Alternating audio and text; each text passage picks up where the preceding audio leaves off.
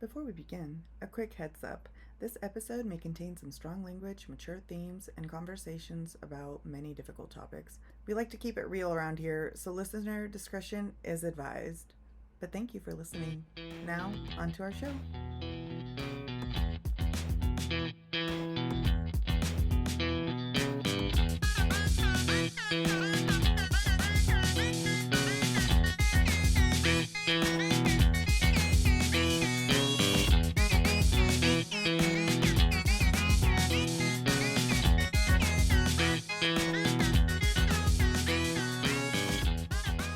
Welcome to the Sip and Saga Society, where we cover histories, mysteries, and just any story worth telling. Every week, Karina, Randi, and occasionally Greg cover a year in time while slowly traumatizing each other along the way. This week is our little sips for the month of July. See, I remember the month this time. Good job, me. I'm so proud of you. Yes. My name is Karina, and I'm one of your hosts. That was Randi and Greg. Say hi. Hey, everybody. The theme of this month is medical history or medical trial, so anything medical related. We chose this topic to go along with our book club pick of the month, The Icepick Surgeon: Murder, Fraud, Sabotage, Piracy, and Other Dastardly Deeds Perpetrated in the Name of Science by Sam Kean. Our book club is available at any membership tier on sipandsaga.online, and this month we meet on Thursday, July 30th at 8 p.m. on Discord. And That sounds So, I am fucking pumped. This is my pick. This month's my pick. I'm so, ready, Freddy. knowing nothing about that, just from the title alone, it sounds awesome. It's I Yeah, I'll be reading this book for the second time this time, and I can't wait. nice. You said about the drama, and I was like, don't spare me the drama. This book is history, but only if you were telling it like you were telling someone the tea, Oh which yeah. is I'm like, I'm so excited. It is so good. Like I'm also for very me, excited. like Devil in the White City is like that. With the whole like murder aspect to it. We That's really another one I haven't read, but I think we should add to Oh, you our haven't?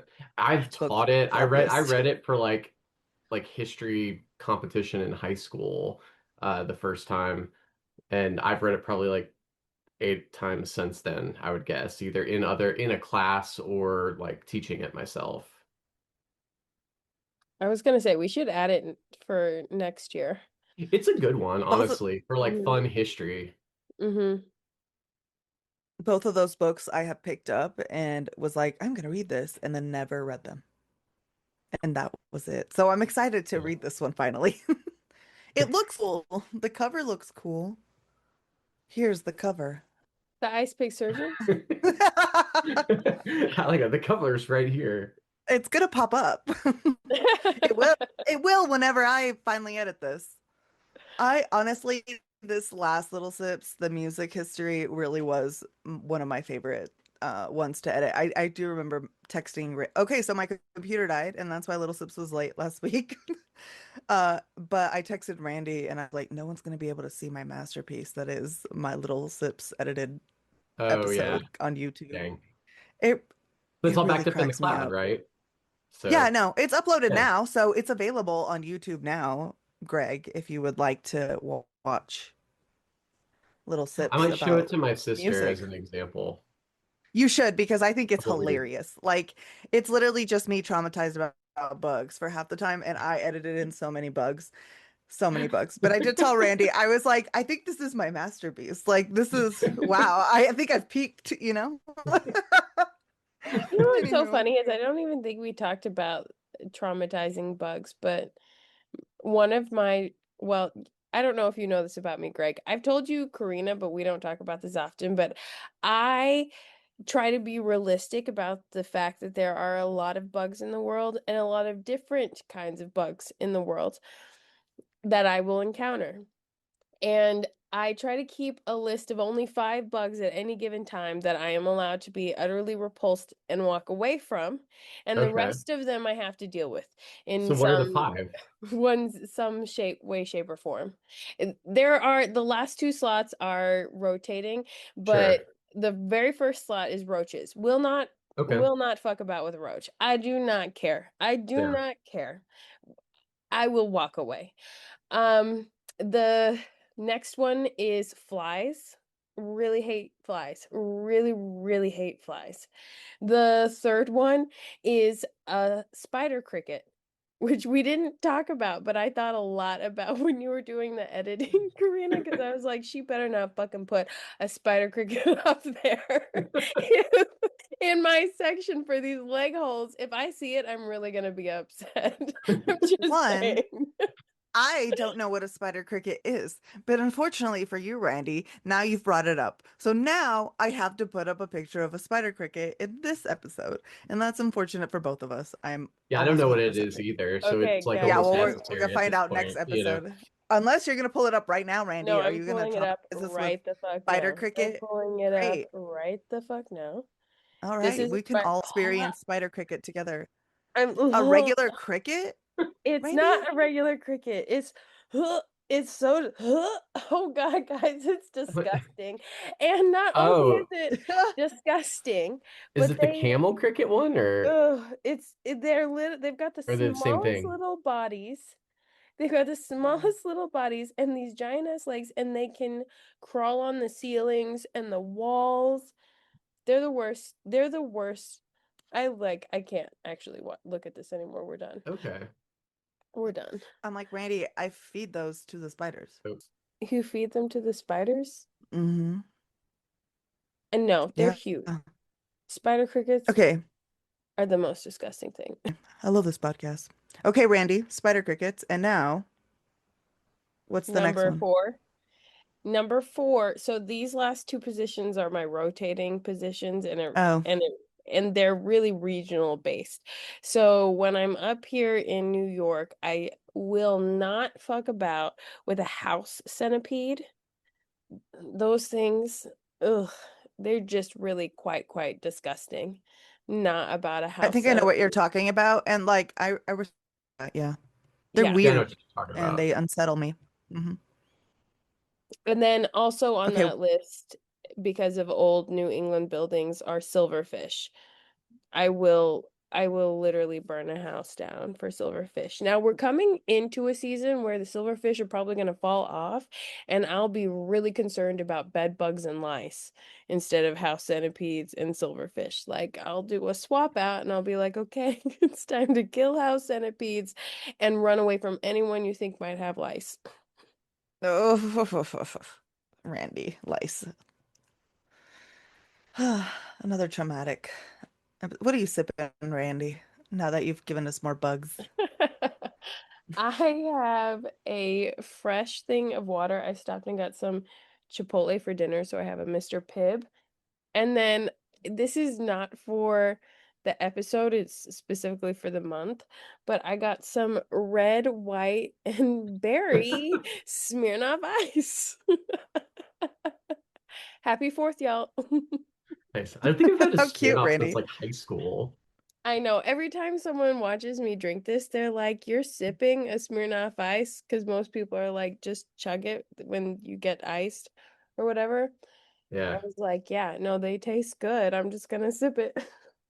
They're delicious. They're like They're juice. really They're good. alcohol juice. I saw Yeah. I saw a bottle of Arbor Mist the other day and I was like, "Oh wow, it really threw me back." I was like, "That is basically juice. That is juice." Greg. So first off, I was like, can I find a beer that's gonna like fit the theme, right? I was skeptical. So I'll tell you what it is, because it's a weird beer, like just in terms of what it is. It's a sour, but it's a whiskey barrel aged strawberry and banana sour. Ooh, that sounds interesting. Okay. It's 13.6%. So it's that's the barrel aged. Um, but it's called Patient Zero, Oh, I and it love that, Greg. has monkey on it. That is so cool. That is So, super cool. yeah, what is this? Martin House Brewing Company in Fort Worth, Texas, uh, came in clutch. Very nice. I That like is that really gorilla. nice. It's I staring at do me like when I'm holding it. that gorilla. You know, we're Just raising a imagine. whole Greg, it's looking generation. into my eyes.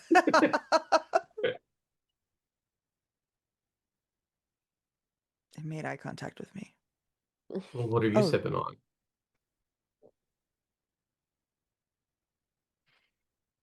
I for some reason kept thinking mad scientist.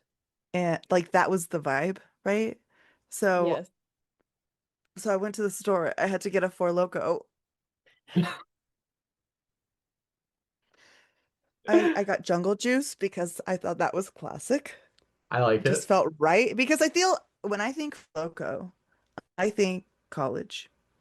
I think you're just drinking the alcohol that you can to get drunk. It is not about anything other than being intoxicated and in the best tasting way possible. And I was like jungle juice, Four Loco.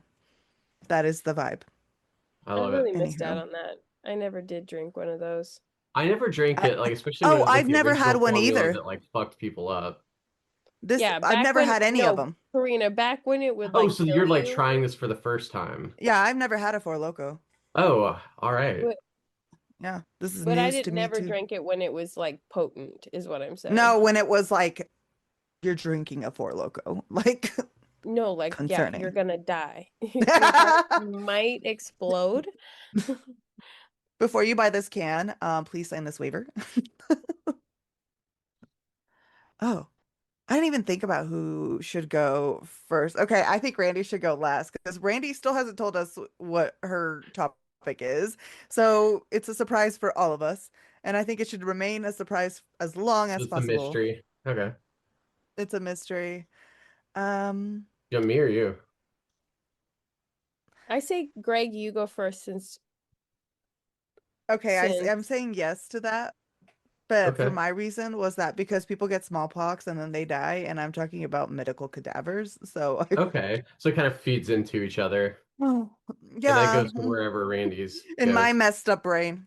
no, mine No, has yeah. literally nothing to do with either one of you. It is so Okay. left field. You're gonna be like, "What the fuck, Randy?" And I'm like, "Yeah, I'm bringing Karina energy today. That's what's happening." Again? I told you, go. I'm going left field. I was like, "How can I make this as weird as possible?" I found a way. I like it. Okay. All right. Okay. Yeah, Greg, I could do it. So I always approach these when y'all are when we're planning episodes, like thinking what do I know about like that topic, that's like in my area, right? So there's some stuff, but I was like, okay, I want to dig in. Oh, not good. I don't know if I'm about the Four Loco. Oh, It's did it's Yeah, different. I just saw your face when you tried it. Yeah, I may change beverages here soon because I was like, "Whoa." It tastes like oh, someone thought about immediate. it's like someone thought about a mango and then they decided to put some gasoline in one and then leave it Oh, outside to rot and then make Yeah, it that into an alcoholic that beverage. actually feels like what I would expect a Four Loko to taste like. Four Loco.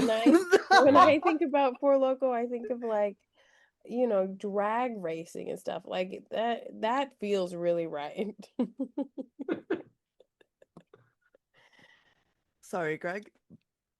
Gone. so I like there is some stuff that I was like, okay, I've got things I could talk about, but then um I was also like, okay, I need to just read more about smallpox because it has to do with smallpox, like in the colonial period, because that's like the thing that people are always like super afraid of, right? And like when you think Randy, about, how often have you thought that? About I smallpox? need to read more about smallpox. No, I need to read on smallpox. Oh, smallpox is like everywhere. Smallpox is everywhere, everywhere. I worry about Randy, I was smallpox joking and now I'm currently. concerned. No, no, no. I worry about, well, historically, yes, you worry a lot about yeah, smallpox. But currently, you should be worried about smallpox because the polar ice caps are melting. And the things that they're finding, the oh, dead I guess it carcasses and could have such, it, yeah. Because I mean, I know well, some prior, of them. they found one that did. I swear I read an article about how they found a dead animal that had smallpox on it that had been they had gotten the exposure from the polar ice cap. I did hear about So this. So really, yeah. my joke is that is unfortunately that we should all be concerned about smallpox, apparently. My bad, Greg. You're Well, on to so like, something. so I was actually going to say like, towards the end of this, but I'll do it in a different order. Like, so apparently, like in 1980, the World Health Organization declared smallpox eradicated because like it had been like, like it's out of the population. Like the last person to ever like have a case diagnosed was in October 1977. So, like, I thought that was like, I didn't know that. I thought that was interesting. I'm like, smallpox has been a thing that people have had to worry about since, up until like not even that long ago. Like 1977, 1980 is like pretty close to when I was born because I'm turning 40 this year, like it's not that long ago in the grand scheme of things, which is kind of crazy. Um, and it was the first ever disease that they declared to be uh, eradicated, right? So it's like the first, I don't know, maybe the only. I didn't see any others when I was looking that they've been like we have wiped this out and it's no longer something to worry about until the ice caps melt, and then there's stuff like that. That's basically the plot of the X-Files movie.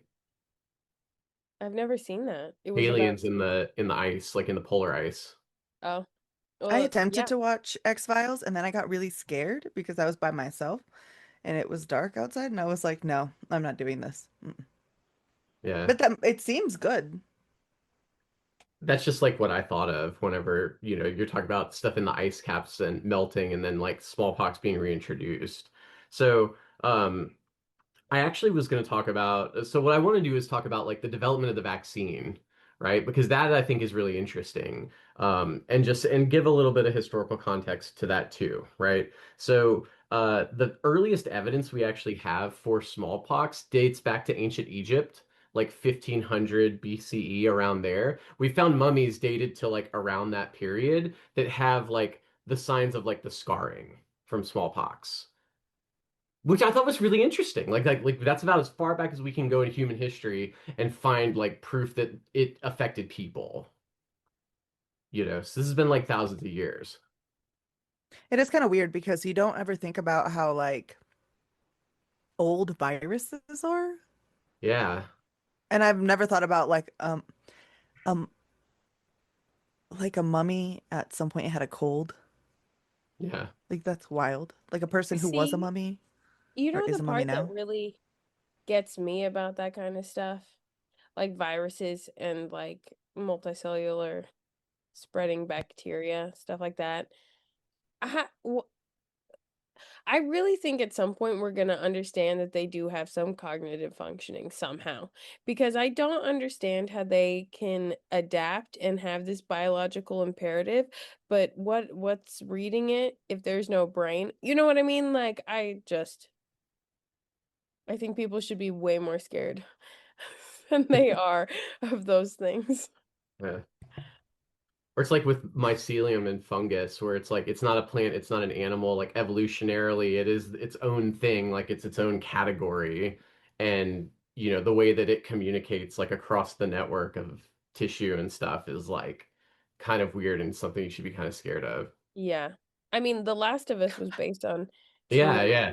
No, and that's actual science, Karina. Like that's if No, you go talk to a scientist, they're like, yeah, that's entirely Well, it's possible. like the one that like it takes over the ants, like in real life. Like there's a Mhm. fungus that, Zombie oh ants. Yeah, yeah, yeah. yes. it turns them into the zombies, and that's like where it comes from. Mm-hmm. Mm. I'm gonna say is Um, every time you guys mention something that is disturbing, I have to search it on the internet. you should definitely look up like zombie bugs and stuff because it is Oh, wild. oh. It's like fascinating. Um, I will do it for the viewer. You're welcome, everyone. But no, I'm laughing, Greg, because when we like hung out in person and I didn't live in New Mexico, one of the things we did was watch that mushroom documentary. Well, oh yeah, And I was so traumatized. Randy, I was so disturbed by it. It was so unsettling. But bugs are Obviously, a part that where the it's cut. mycelium. Yeah, Oh yeah. yeah. Yeah, no, the mycelium was like because I Meanwhile, think there's a I'm point in the upset. it's like a Netflix documentary on fungus and that Hmm. there's a point where they like you can watch all these animals eat this dead rabbit or something and like they do it in like fast Oh, it's like forward. the time lapse like decomposition. Yeah, Yeah, but with like the visual effects, it was like, no, no, we're not doing that. I was very not about it. But that's the only I could think of was like, yeah, I are weird. And there's a new show on Netflix. What's it called? Mating Season. And there's a point where Hmm. one of the girls goes underground and there's like a bunch of fungi and they're like, "Welcome to the mycelium. You're one of us," or whatever. They're like in there and we're like, "We love you." And it was like, okay, it's a joke, but in reality, mycelium fungi are very weird and we do not understand them. I think they are the octopi of the plant world or the yeah. earth world, whatever they are. Because they're not even plants. They're just like spores. I don't know. I mean, they can break down plastic. Like they recently found a fungus that can break down plastic that might be like the future of uh like Like recycling. recycling and stuff. Yeah. Yeah. And that to me, if anything can eat plastic, you should be scared of it. If it Yeah. can turn plastic into an honest to God nutrient, you should be scared. See, and then it's like, how did this mushroom learn to do that and gain those capabilities? Like how And then tell the what is rest in of it it's that mushrooms. adapts to the plastic? Like Hmm. that's crazy to this man-made thing.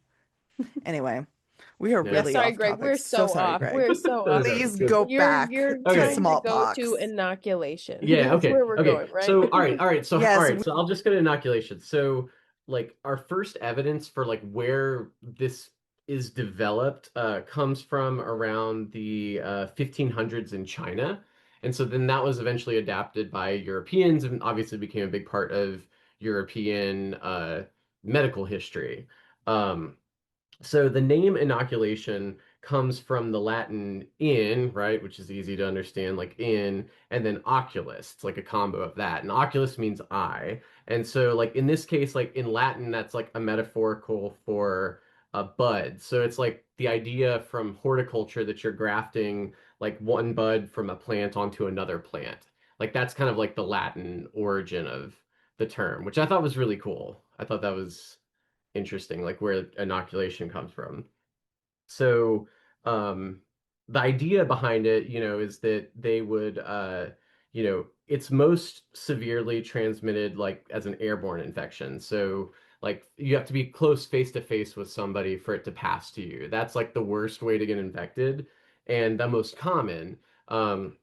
But they figured out that infection through the skin led to a milder, localized infection that still gave you immunity without all the terrible symptoms. And like, you know, smallpox is like one of those things you should just be terrified of because it literally covers your entire body in like this like blistery rashes that then all like pop and scab over and like the scabs come off and leave you with scars. So people would have like severe scarring all over their body from this. Like we've seen illustrations of indigenous people with smallpox and like the Spanish in the 1500s. Yes. I was just trying not to interject. No, Um, yeah. that scarring, by the way, did not just live on their skin. It would go as far as their bone, which is how Yeah. we know that King Tut suffered from a smallpox infection because his bones were marred with smallpox scars. Yeah. Like the diary that I'm like reading and writing this book from, like there's multiple smallpox scares and outbreaks over the course of his life, and it's always something that he's like you could tell he's really afraid of in his writing and the way he writes about it. Okay, but it goes into your bones. So Yeah. me Well, too, Greg. Now that I've learned about the polar ice caps from Randy and about the horrors of smallpox digging into your freaking bones, How are we supposed to sleep at night, Greg? I can't help you with that. You know what you're supposed to do? Do you know what your ass is supposed to do? And everybody listening, go get vaccinated. Yes, That's what you're 100%. supposed to Well, do. Randy, to protect us against preventable diseases and continue to eradicate preventable illness. I mean, this is literally like if you want like the evidence for vaccines working and like why they're a good thing, this is like the perfect case, right? In terms of like how bad this was and how big of a deal it is to like get rid of it. I mean, maybe the only other thing I could think of is worse than that would be like bubonic plague, right? Like Black Death. Oh, God. Like I just that saw would an be article that's today probably the that only there's, other like really bad like pandemic level virus that's like that terrible. they just found plague in New Mexico. So now I'm hmm like hmm sick. I didn't have money on that. They didn't find any last year. Mm. Sorry, it's a I, call sheet bet. You can bet on these things. Oh, you can bet on like Yeah. if plague is going to People think outbreak in the people think year. I'm crazy because I only go on Kalshi to bid on the public health crises because I'm like, oh yeah, everything's gonna get worse because of who's in charge. So absolutely I'm voting for the highest number of measles cases in a year, whether or not they're gonna find the plague. I last year they didn't find any and I voted and I clicked that they would find one or more. Anyway. damn. Yeah. Somebody made money on that. It wasn't me either, So Randy. It's okay. Okay.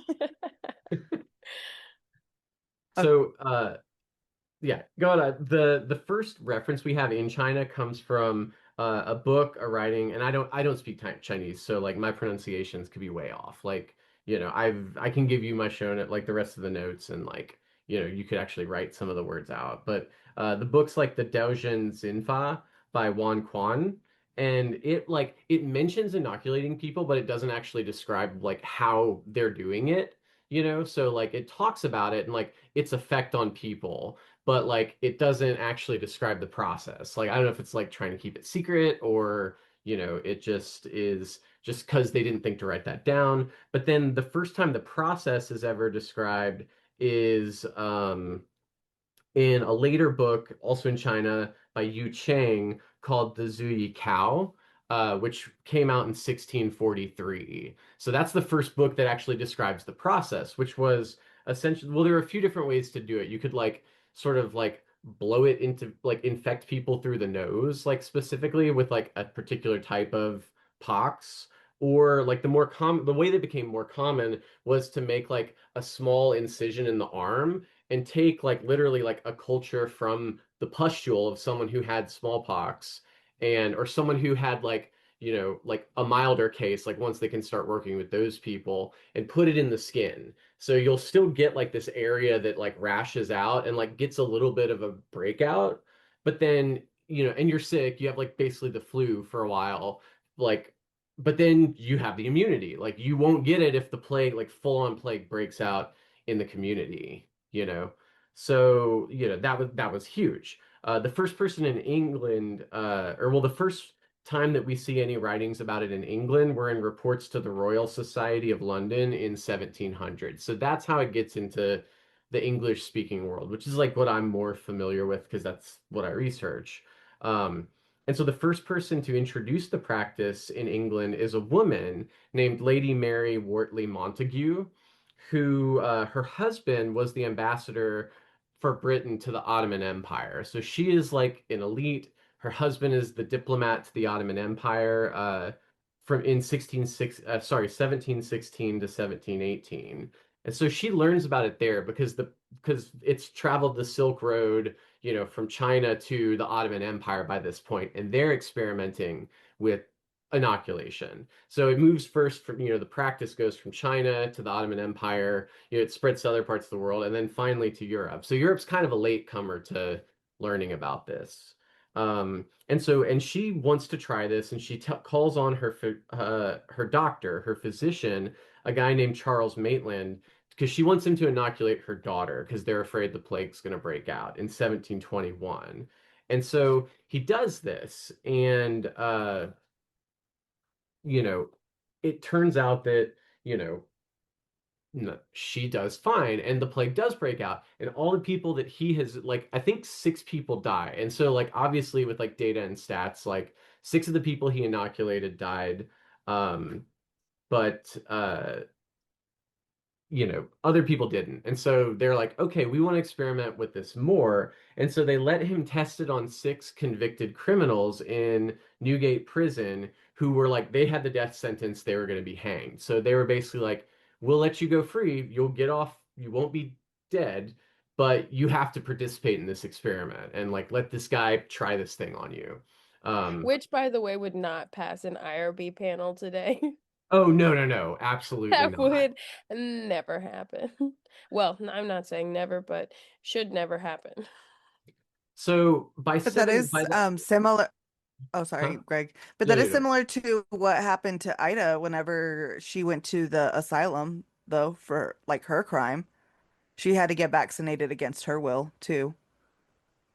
I mean, technically, that's what's going on. Yeah, You have that no rights. Yeah. experimentation. Yeah, You have no prison. rights anyway. So, Yeah. Oh yeah, no, the ethics behind all of that, of like, well, what choice do you have, right? Like, what choice are you gonna make in hmm that situation? If you're like, nah, just hang me, like, I, Greg, I'll stand by the I'd guy, rather not. Yeah. I'd Um, rather take smallpox. Yeah. The fact that you can't have that option, you can't be like, I want a dignified death. Please just hang me. Don't give me smallpox is kind of crazy. yeah. It is a wild Um, way to force someone to possibly die. yeah. And so it came to America that same year in 1721 as news, like writings about this from the Royal Society, and people are writing to each other about what's going on. And it reaches Cotton Mather, who is like one of the big Puritans in colonial New England. And he's actually like, we should try this.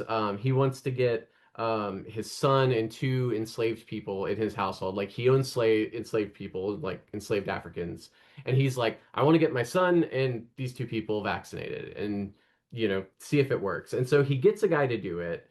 Uh, and, the practice spreads, as news that it worked. And then, his kids didn't die and everything. Like this process actually works. It starts to spread in the colonial world in New England. And like, a lot of people weren't happy with this, right? Like we think this kind of connects it to like modern day anti-vaxxers and like the debates and stuff with that, because like there were a lot of people that really did not like the practice and didn't trust it, to the point where like the guy who had inoculated Mather's kids had at least one death threat. Like someone threatened his life, and like, he was like afraid he was going to get killed. It's religious people and religious pastors who are like leading some of these debates, right? Like I've actually read some of the pamphlets because it tied into a project I was doing. So there's a back and forth in like the colonial newspapers in New England between like different people arguing about whether or not like this is a good practice. And like, they're arguing in a way that like makes sense for Puritans who are super religious. Basically like from their point of view, God has sovereign will over everything, and everything happens according to his plan. So, like, if you get smallpox and you're supposed to die, that's what God decided for you, right? Like, who are you to question his will? Um, and so if you attempt to change that outcome, right, by doing this and trying to like not get sick and not die, you are challenging God's will and you're a dirty, dirty sinner. And, that's obviously terrible and you couldn't actually be a Christian. So, like, that's the sort of arguments that people are making um, about it. Um, and so, like, and That's even so, crazy, Greg. That's yeah. crazy. That's crazy, Greg. If you don't want to die, that's against God's will. So, Well, I mean, that's like really serious Calvinist sort of like you just view, there's no free will, everything happens according to God's plan and he decides everything. Like that's a strain of Was thought in Christianity. But was no it's one like if you playing sit in a devil's road. advocate though? Because I would have been like devil's advocate. If I do this, God still could kill me, obviously. Like You said so, like if there's an accident or something. like if I get this, God, it's not like God's will stops. It's just a different way. It's just Yeah. right. Like it's just gonna manifest itself in another way.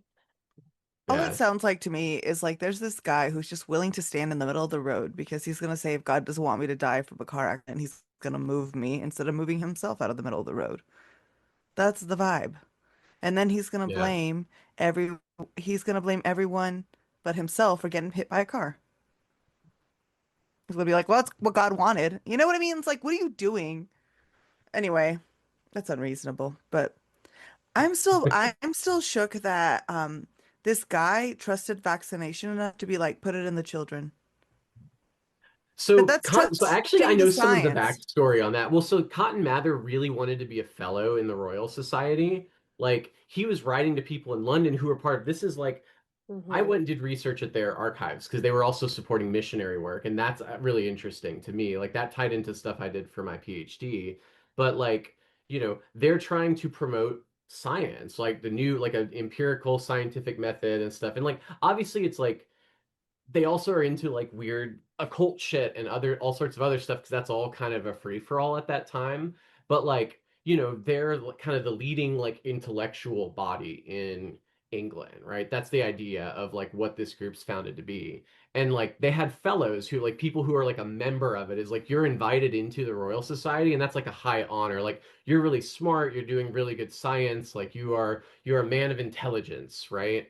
And Mather really wanted to be in the Royal Society, and I don't think he ever was made a fellow, but he would like do experiments on lightning and like base it on information he had about lightning in Europe to try to see if like the world had the same properties here versus there because there's all theories about like civilized places and barbaric places and how like that might be different and stuff like science is not like what it is today, right? um so he wanted to be a member, like that was really important to him, and so he like reads about this and is like, this is totally reasonable, this is science, like he doesn't really like interest like there's a lot of things that like he has really fucking weird ideas on, but like that's like kind of like one of the few reasonable ones where I'm like, oh, I can see that, like I agree with you, like it is reasonable to try this out, and take the gamble, but wild that he picked his son. I think I love people who try for notoriety. It Oh, just and like cracks don't me get up. it. Yeah. It's like you really it's like those people who like get stuck wanting Mensa and like can't get in or like you know what I mean? It's like Yeah. No, he's an interesting guy because like he has a weird competitiveness with his father because his father's like a really famous minister in like the founding group of Puritans. And so he has this kind of chip on his shoulder where he's like in competition with his dad. Like even kind of like his dad publishes this big piece on honestly on like the proof of like witches and spiritual shit and stuff like that. It's like that witchcraft is real and he tries to like one up him with his account of the Salem witch trials. Like he's an interesting person. Like having read a lot about him just over the course of the shit that I do. I feel like I want an episode on him because he sounds like a I might character. actually have to put one together because that would be really interesting. He Um, sounds like a good time, but also he sounds petty. Oh, he is, and he's neurotic. He writes this. Greg, Oh no, oh. he writes this epistle to the Indians, like as part of like the missionary efforts in the early 1700s. Like I read oh it and I no. quote from this and use it, and it's like it's kind of like in that sense of like I'm writing like an epistle in the Bible. Like I'm writing this epistle to the native people in the Americas. Is like that's a little pretentious. I think. Just a little. Just a tut, a skosh, a skosh. Yeah, yeah, just a teensy bit. Um. A little bit of self-importance, I see. He's involved in the Salem witch trials. Like he's one of the judges. He's an interesting person. So I don't know. Maybe at some point do an episode on him.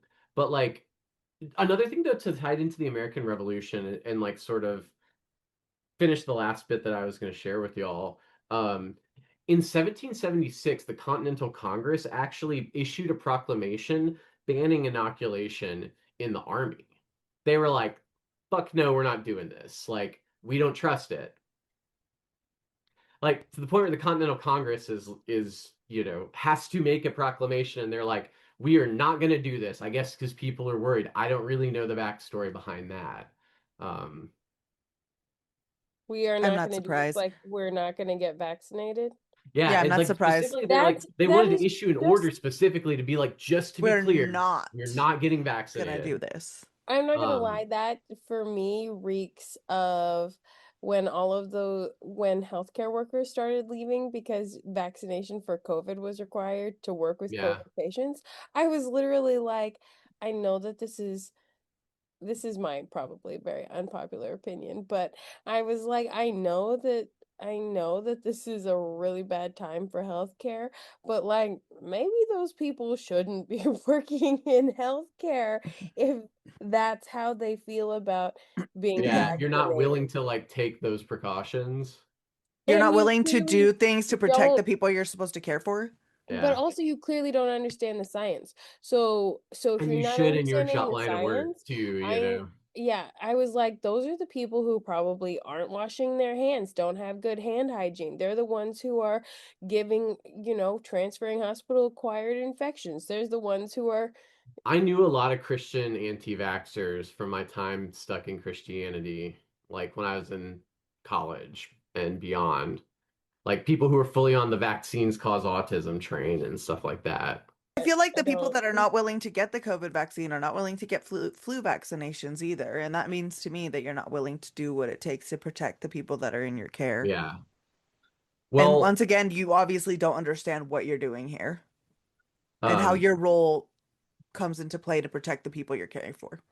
But that's just me as a past Well, so to person. continue with the revolutionary thing, and maybe even stress that that's a really good example of your patriotic duty to get vaccinated. mm-hmm. Um, in 1777, when a smallpox breaks out and is spreading like throughout the area that is now fighting the American Revolution, George Washington said, "Fuck this," and overruled Congress and vaccinated everybody. Like, was like, no, fuck you guys. We're getting everybody in the army vaccinated because we can't afford to lose people. Hate that dude. I I really can Yeah. hate that I dude. never know Hate with that that dude. man what You he's know, gonna do. yeah, Yeah, no, I but was like, it's one of those this bitch again. I was it's one of mad. those times though when it's like, but I'm like, all right, like if I can find a reason to be inspired by Washington amidst the bad stuff, like, like I'll take it, I guess. I don't know. Right. I You know know, it's like, well, sometimes they get one. Yeah, Not great people can do good things sometimes. yeah. see, Like and broken I clocks, fully support that. striking at Oh, go ahead, Greg. Sorry. I say like the broken clocks like being right like twice Yeah. or Mm. whatever. I said Yeah. that today. I Yeah. love that you're saying it again. I and ironically, what I said it about was Andrew Jackson. So so I have a quote from Washington and I also like the just the way of writing sometimes, because it's very dramatic and I'm like there's a sort of Washington's also a very dramatic person and like that's an interesting thing about him. Like that's something I could go on about. But like he wrote in like his letters and like talking about this line, he said, should the disorder infect the army in the natural way and rage with the usual virulence, we have more to dread from it than from the sword of the enemy. Like basically, like if smallpox breaks out in the army, we have bigger problems than like fighting a fucking revolution. Like that was more serious to him than like the battle, which I think stresses how fucking scary smallpox was, you Because know? he heard that it digs into your bones. That's Oh, disgusting, I mean, it Greg. covers people's, but no, if you look at, don't post pictures, but if you look at pictures of like, we have photographs of people with smallpox. It's like your face is unrecognizable. You look like a mummy because it's like covered in blisters. Like it's terrifying. Like Mm-mm. it is like horror movie level shit.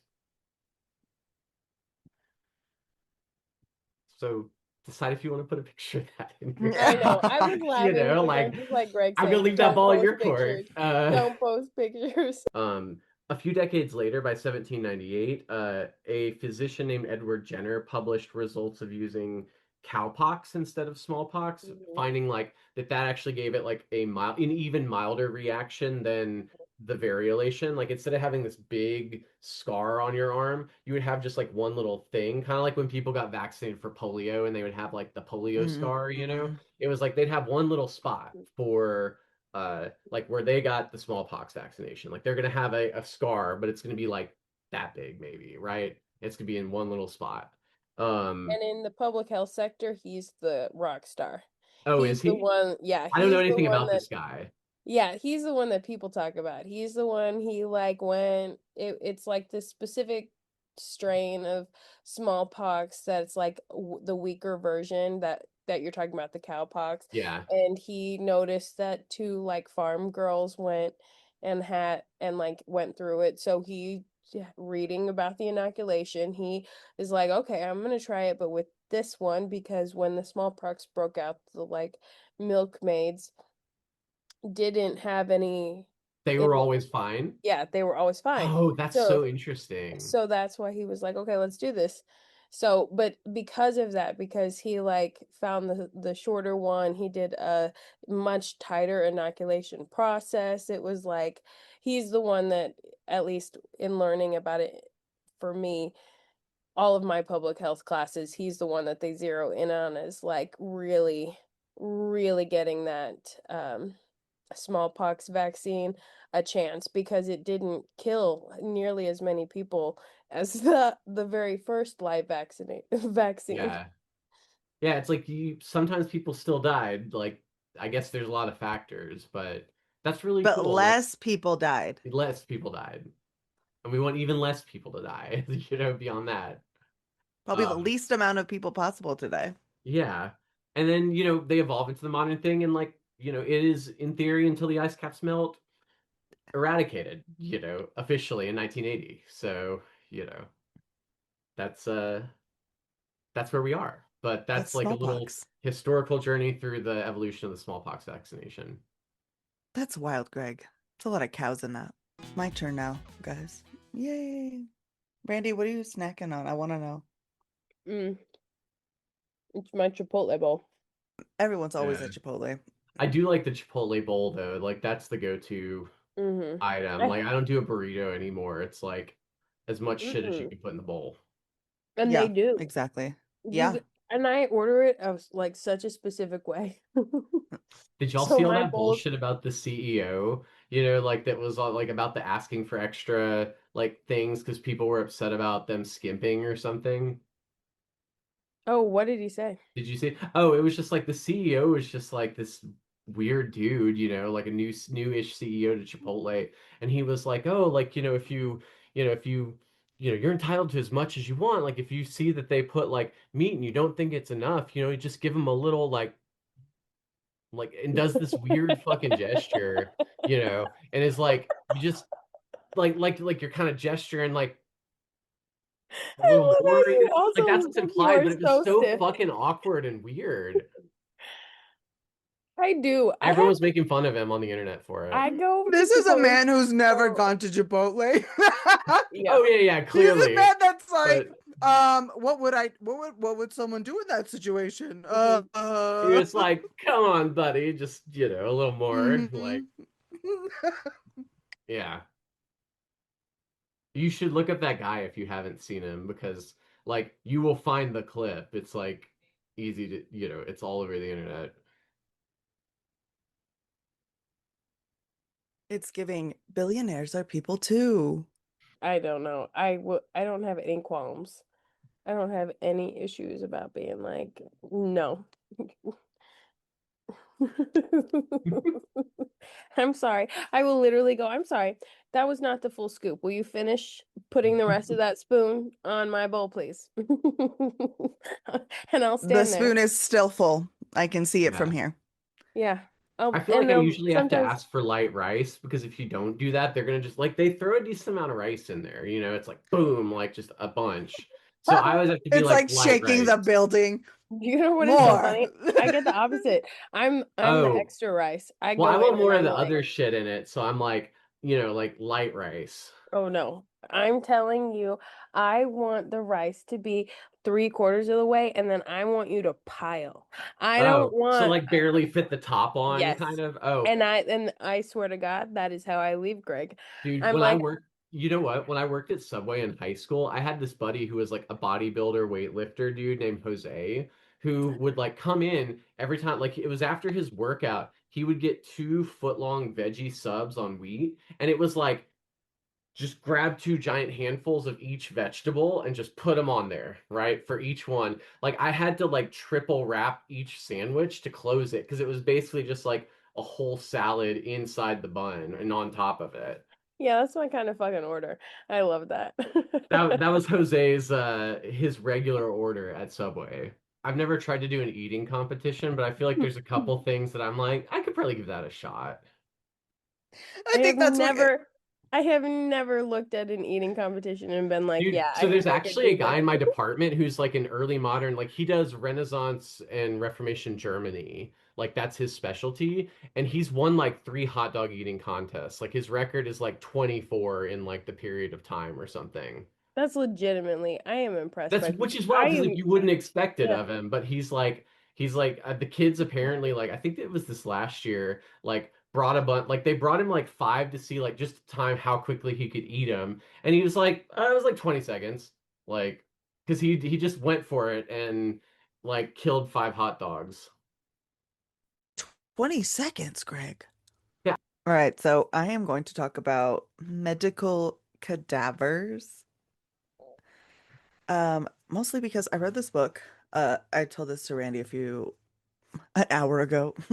It's called Stiff by Mary Roach, and it is honestly so fascinating. It's the curious lives of human cadavers, and it talks about everything. A lot of different things can happen to the human body after people die. It's not just cremation and burial. There's like a lot of different ways to do things with the body. I don't know. this is kind of like if you donate your body to science Yeah, or something. so I'm gonna talk about that, but what, Randy?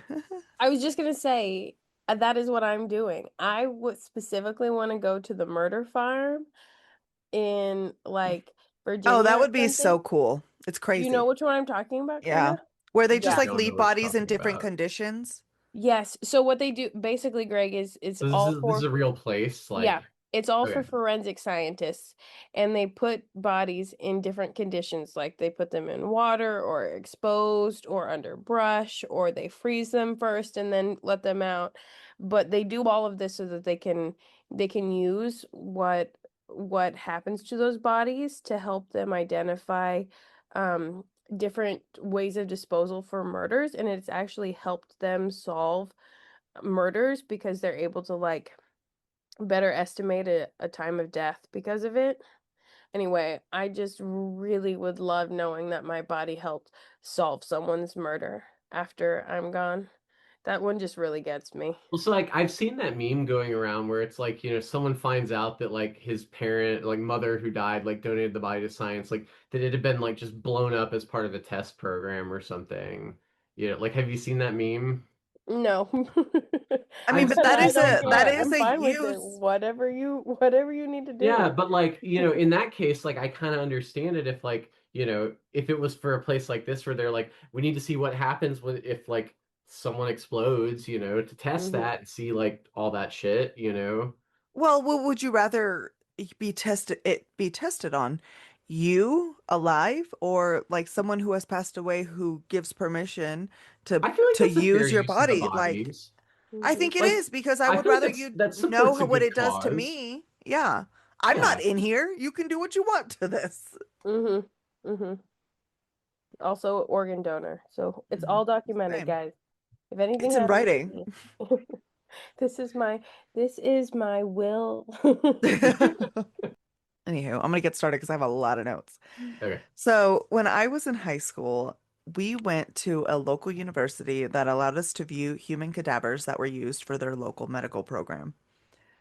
My high school wasn't like a normal high school. It had like these little programs where you were a little more focused in whatever career path you wanted to do. So that I we taught had at a like, high school that yeah, had, or like a district that had that at the different high schools, yeah. actually.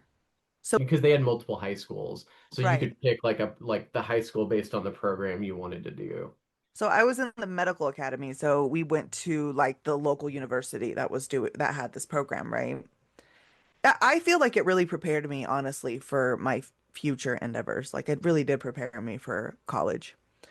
But anywho, that's neither here nor there. So I get there and I'm like this teenager looking at this person and their stomach is open and they're no longer alive and I can see their organs, right? And all you can think about is like, this was a person. This is a human Hmm. being. And I, like we do have to do that little disassociation to like pretend, like think about it was like just a body, but it's like it is still a person. And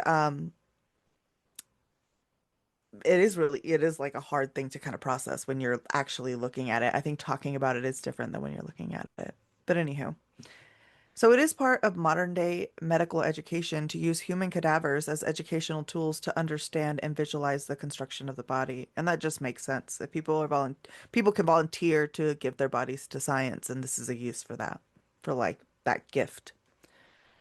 Although we like to think otherwise, modern medicine in the way that we understand it is relatively a new concept. Like this is the going to school and being educated before you start cutting people up is pretty new. The oldest surgery known to man occurred approximately 31,000 years ago, and it was a leg amputation performed on a child. The oldest type of practice surgery was trepanation, the drilling or scraping of a hole into the skull, which dates back to 6500 BCE. And this would happen if like someone had a lot of pressure in their head to just relieve that pressure. Really early surgeries after that time primarily consisted of doing amputations or tooth pulling. Surgeons at this time were like the same level of, like, they were like the barbers who were also cutting people up and pulling teeth out. Like, they just did anything that you had to do. Like, you didn't have to know much. And I read in one of the accounts, which, warning to future episodes, I found a book about the horrors of surgery and Dr. Lister. So we're going to talk about that at some point. I Great. think, did I tell you all about that Blech. bit that I read in the diary about like the treatment for the guy's foot? Yes, and it was like put some manure on it and make a Yeah, another like poultice of I manure mean and like that was something Brooke was like she was like you need to like tell them if you haven't. And I was like I'm pretty sure I did, but like before, but like, medical science at the time wasn't like, you know, what we think of today at all, like we've come a long way. it wasn't until the 1800s where schools were established to officially educate those who had enough money to go to school regardless of their actual capabilities. The first operations under ether, so like kind of a sedative where people would forget or at least be a little chill through the experience, didn't take place until 1846. Before this, patients would just be bound to the table with a blindfold on, maybe, and just held down really, really well. Good luck. Randy, that is Randy's like, this is not the plan for surgery that I want for myself. Well, I know sometimes they would actually have to knock them out because they were moving too much. Yeah, So they just like Like just whack them over the head, like beat the just shit till out they of them. pass out. Yeah, or give them alcohol, I guess. like honestly, Greg, I don't know for sure, but that feels real right for that. I mean, doesn't I it? mean, It if feels there's real no right. anesthetic, like I would, I'd rather you beat uh, beat me to oh, unconsciousness. but it's like the diary that I'm reading is like littered with all these little references to like, oh, like using this particular like mayweed to treat, dysentery and stuff like that. Like I've actually like made little notes and like marked a bunch of these little excerpts that I come across. So like it's really interesting when you think of like folk medicine and like how people got by, before we have modern medicine, where it's like figuring out what works and what doesn't. If I had the brain capabilities to do it, I think it would be interesting to look at different times and see the way different indigenous cultures and the way different European cultures treated the same illnesses. I think that would be super interesting to kind of see the science behind that and like the different ways that they kind of tackled the same thing. I think it's hilarious now that the white way to tackle it is just the co-opting of indigenous practices anyway. You know, At this point, now, we're just going back to indigenous practices. yeah, Yeah. now They're like, actually, there was a reason for it. holistic medicine is so expensive now. Like, you are the ones who gave everyone cancer because you wanted to get rid of dandelions, and now you know the dandelions can be made in a tea for medicine, and suddenly we're like, We like dandelions now. and are bad about the cancer. But also, who brought over the dandelions? What do you mean? I mean, I'm curious. I know dandelions are an invasive Oh, species. So who there's brought them actually a over? history article called Empire of the Dandelion. I had to read that in grad school actually, and it's about how like indigenous people like they spread news like into the continent to the point where like by like later when like Europeans are starting to come into like the plains area and stuff like that, they knew that like if like dandelions and like honeybees started to be seen, that it meant the Europeans were coming because it came with like the animals and shit like that that they brought over. I So also the had to read an article Europeans. about how hogs are also like an imperialist animal because they just go in and take over. I mean, like literally, like they're Mhm. fucking hard to kill and they multiply like crazy, and that's why there's a shit ton of them in Arkansas. Yeah, Yeah, they're the wild taking boar. over. Yeah, Mhm. like I think we've talked about before, like the Spanish would just like throw some hogs onto an island to be like next time we come by here, the island's gonna be full. Like we have accounts of that, like in Spanish Isn't that how exploration. the Bahama thing happened? That like pig beach or whatever? It would have to be. I mean, like they would be the ones to introduce them. I could see white people just bringing fucking hogs to the beach and being like, just leave them. Yeah, They'll take yet care of again, themselves. not thinking of the long-term implications Yeah. hundreds of years They won't later be there, that Randy. It doesn't matter to them. But when you think about like farming culture back then, like I mean, I read about it all the time. Like everyone had fucking hogs. Like you raised pigs because they were just easy to raise and like butcher and eat. Like it's the most common animal for them to eat. The butcher like hogs. Karina's cadavers. Hogs, Oh yeah. God, Randy. Randy. Anywho, speaking of cadavers, although we like to think otherwise, most surgeons today really get a lot of on-the-job training. I think a lot of us like to think that doctors show up to medical, like to the residencies with a lot more experience than they do, but they made it through medical school, and that's about it. Viewing many surgeries before getting the chance to perform procedures themselves, that's kind of how it goes. You watch a few of them, and then they're like, "Would you like to stitch a thing?"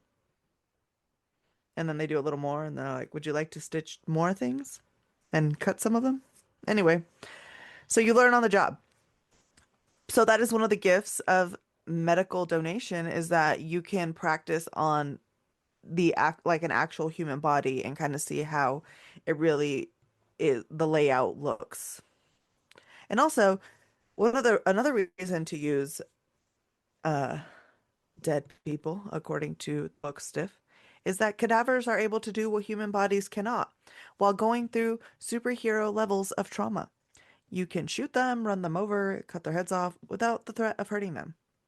And you really can. And that is one of the things about medical donation is that a lot of these, and she talks about it a lot. Mary Roach really goes in depth into these medical trials that she talks about in her books. But in this one, she talks about how um, like plastic surgeons practice on just decapitated heads and it's just like a head in a pan that you're having to cut open and practice different surgeries on.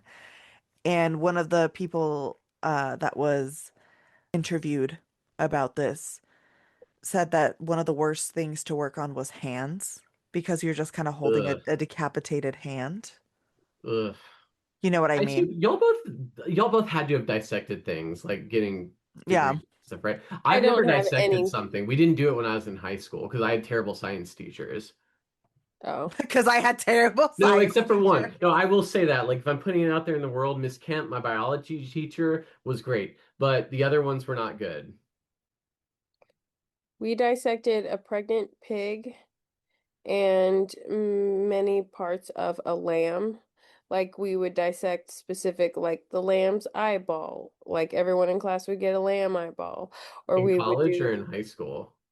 We did the lamb parts in middle school. I Oh, did the. wow. hmm We started dissection at private school. We started dissection in the eighth grade. I did my first dissection before that because I was a fucking science nerd and my family had already gotten me a dissecting kit. Not What every surprised. 5-year-old wants, right? Like, I As a was person like who's met probably Randy on 10. I brand. was probably 10, Hmm. 10. It was a frog dissection kit. Of course. did it come with a dead frog? It came with a skeleton that you could either, I mean, in an ideal scenario, I would have caught a frog, but it came with like the skeleton and all the stuff like packaged, and you would put like this. You basically, because it was dried up, what you did was you re-skinned it, kind of. You know what I mean? Like it was just this this little package, and then you would like put this stuff in that was like meant to be the gut, not the guts because that was all in there, but like the outside skin. So you'd actually have something to cut through. Whatever that part is in a frog. I'm like not even thinking That's what it is because wild. it's not exactly fat, but yeah, so you had to like put that whole layer around it so that you can then dissect it. It was That's great. wild. Randy, I you loved have to it. construct before you can dissect. I honestly, that was when I first was like, oh, maybe I really could do become a doctor because in eighth grade, my teacher was like, you have such incredibly steady hands when we were doing the dissecting. She was like, you have very, very clean cuts. And I was like, ooh, like I didn't think that that would be a compliment that like made me feel good, but that one really that one really worked for me. When I was in nursing school, I was into, what is it called? Grey's Anatomy. So I was like really into the idea of becoming a surgeon. And so I think that would have been like my highlight. But I am also going like hearing you talk about Randy, all I can think about is that initial cut through like the skin and I'm like, what? I'm And not no, meant to be I doing don't no have any cutting. Mm-mm. I don't So have I, a problem with it on animals whenever we did it on animals. I have never cut a human, so I don't know that okay, yeah. I don't I've Like, know what watched a that would lot of be like. surgeries. I don't so I'm sure, know. I think I told you, Karina, I started out college as a nursing major because I didn't know what I wanted to do. And then I changed to history. But like part of the thing was like, I was like, I was in this anatomy class and like the lecture part was 8 a.m. and it was, the guy just got up there and was like, he would just read in this very monotone voice and like, just go on, like literally just like mumble read through his That's notes. awful. And That then is like you had awful. all these super hard tests where it was like 100 question tests that you had to complete and everything. And everyone was like, it sucks, it's terrible, like it's an awful class. And then I go to the lab and it's like, we're going to be dissecting cats this year. And I was like, I don't think I want to do this. And I changed my major. We I did was a like, cat. so I can We did a respect the cat. like, I mean, there's things that I'm really into. So like I can respect it. I'm just like, it's not my thing. Yeah, it really isn't for everyone. I don't know why I enjoyed it, but I I did. think that's cool though. Randy, I don't know You why know? I would do that. I don't know why I would enjoy it. Like I think it's good not to be squeamish, but I don't know Do why. surgeons today have to cut, like, do like you use the cadavers? Like, is that like hmm a thing you go through as a hmm surgeon, is like doing all the Yeah. practice on Yeah. cadavers? So like when I chose to go to BU, the main reason why I chose to go to BU was because I wanted to, after you can either come in that way, but you can also transfer into this program that gave you 2 years of like very specialized training and basically shot you Hmm. right into medical school afterward. But in the building that they did all of their classes. It was like this public health building in the basement. it was a cadaver lab. And so like all of the students in the at that were in that program going directly into med school started their cadaver work at BU as an undergrad. Oh wow. Like that was like one of the places you go if like you Yeah. want to get there. I Yeah. mean, honestly, it makes sense though, because like when I think about it, like to be able to do all this like fine minute shit or do it with like the controlled, like the now with like the probes and shit, like I could see how you have to dissociate and just like just be like, I have to just zone out and like do this shit, you know? Perfect, Greg, because that goes into my next point. Yes. Even today, when doctors learn procedures and surgeries, or even just learn overall anatomy. So when I went to see this cadaver lab in when I was in high school, it was for the nursing students. So it's like for the nursing academy, right? Like the in the college, and that's who used it, and that but we got to see it. And it's like if even the nursing students use it, I'm assuming that all or most medical labs use it. And I think in Arkansas, it's like Little Rock has a cadaver lab, and it's the one of the schools in Northwest Arkansas that has a cadaver lab, but it's I don't think it's a lot of schools in Northwest Arkansas. And then who knows now with all the cuts that they've done recently. But anywho. But in order to get through a lot of those moments, because I mean, it's hard to dissect a cat. Imagine a person, or a hand, a face. I like cats a lot, and that was part of the reason why I was like, Right. I really don't want to cut up a cat. Like I had a pet cat at home at that point. It's too much too soon. Yeah. So a lot of people have to do objectification where you think of them kind of more as objects and less as people. And that's a little easier to do with a person who is no longer living because they look a little bit different sometimes. This is a skill mastered in the first few years of medical school in gross anatomy lab. It helps you depersonalize the human form. Students are typically encouraged to cover everything in gauze and unwrap the parts one at a time. Dissection and surgical instruction require a carefully maintained set of illusion and denial. Cadavers are wholly unrelated to the people they once were, so it's like you're just trying to look at a person kind of as pieces instead of like that whole being. Although death, as in dying of our friends and family, is hard and heartbreaking, the already dead are a whole other story. Like if you just saw a dead body, like you would be uncomfortable, but you wouldn't feel that as much emotion, right? Cadavers are typically strangers, but not always. I'm sure somebody out there has had a surprise when they are going to their medical lab and they have found someone that they know. Um, but typically it is strangers that you're using during medical training. The most unsettling body parts have to be the faces, though. In medical anatomy lab, they would often leave the head and hands wrapped until their dissection comes up because that's kind of how you see a person. Hands are like, those belong to people. And faces, like, that's definitely a human being. You know, you got eyebrows, eyes, face, whatever.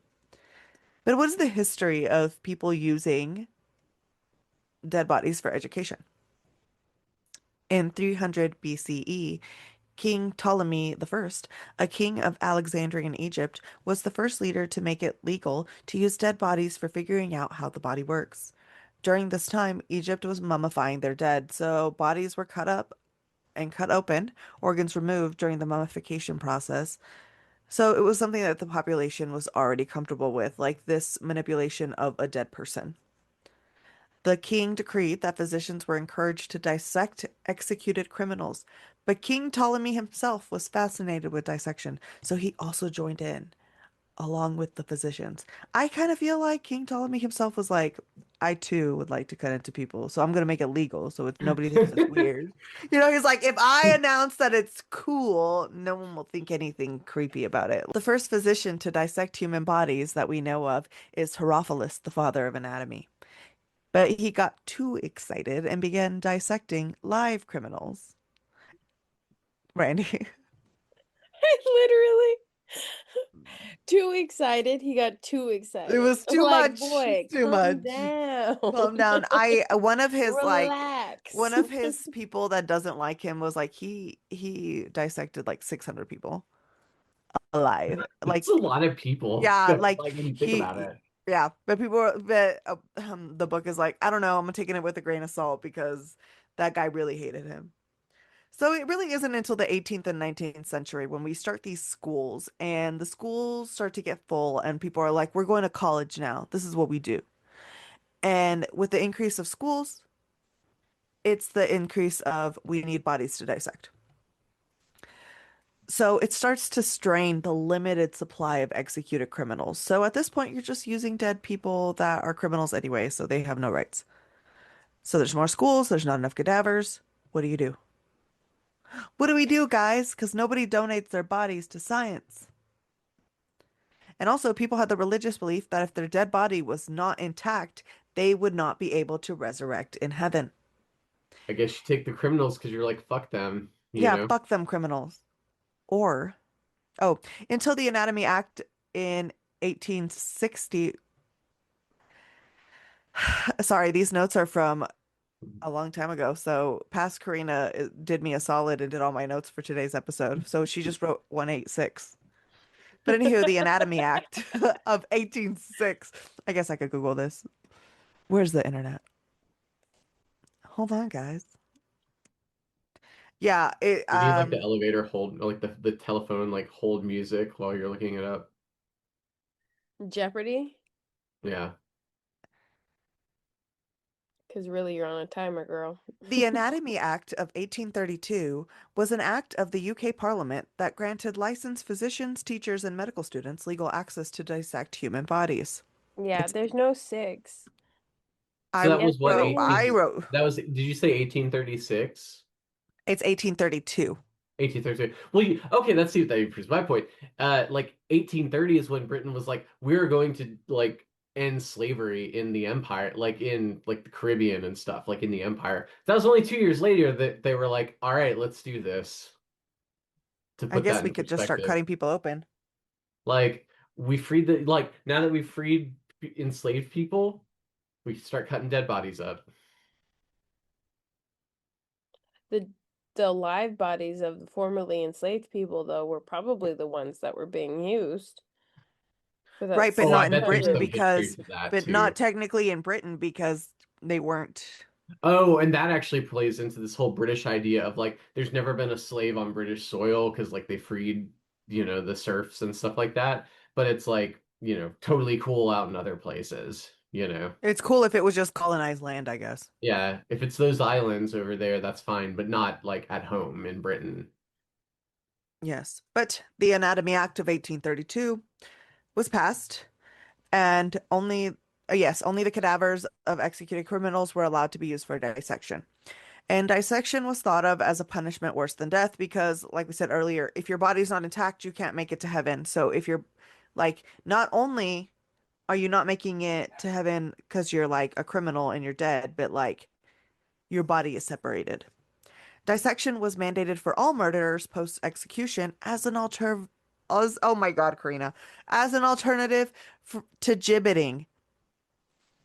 Why would I do this to myself? Gibbeting is where a body is dipped in tar and suspended in an iron cage in the view of a town while it rots and birds peck at it.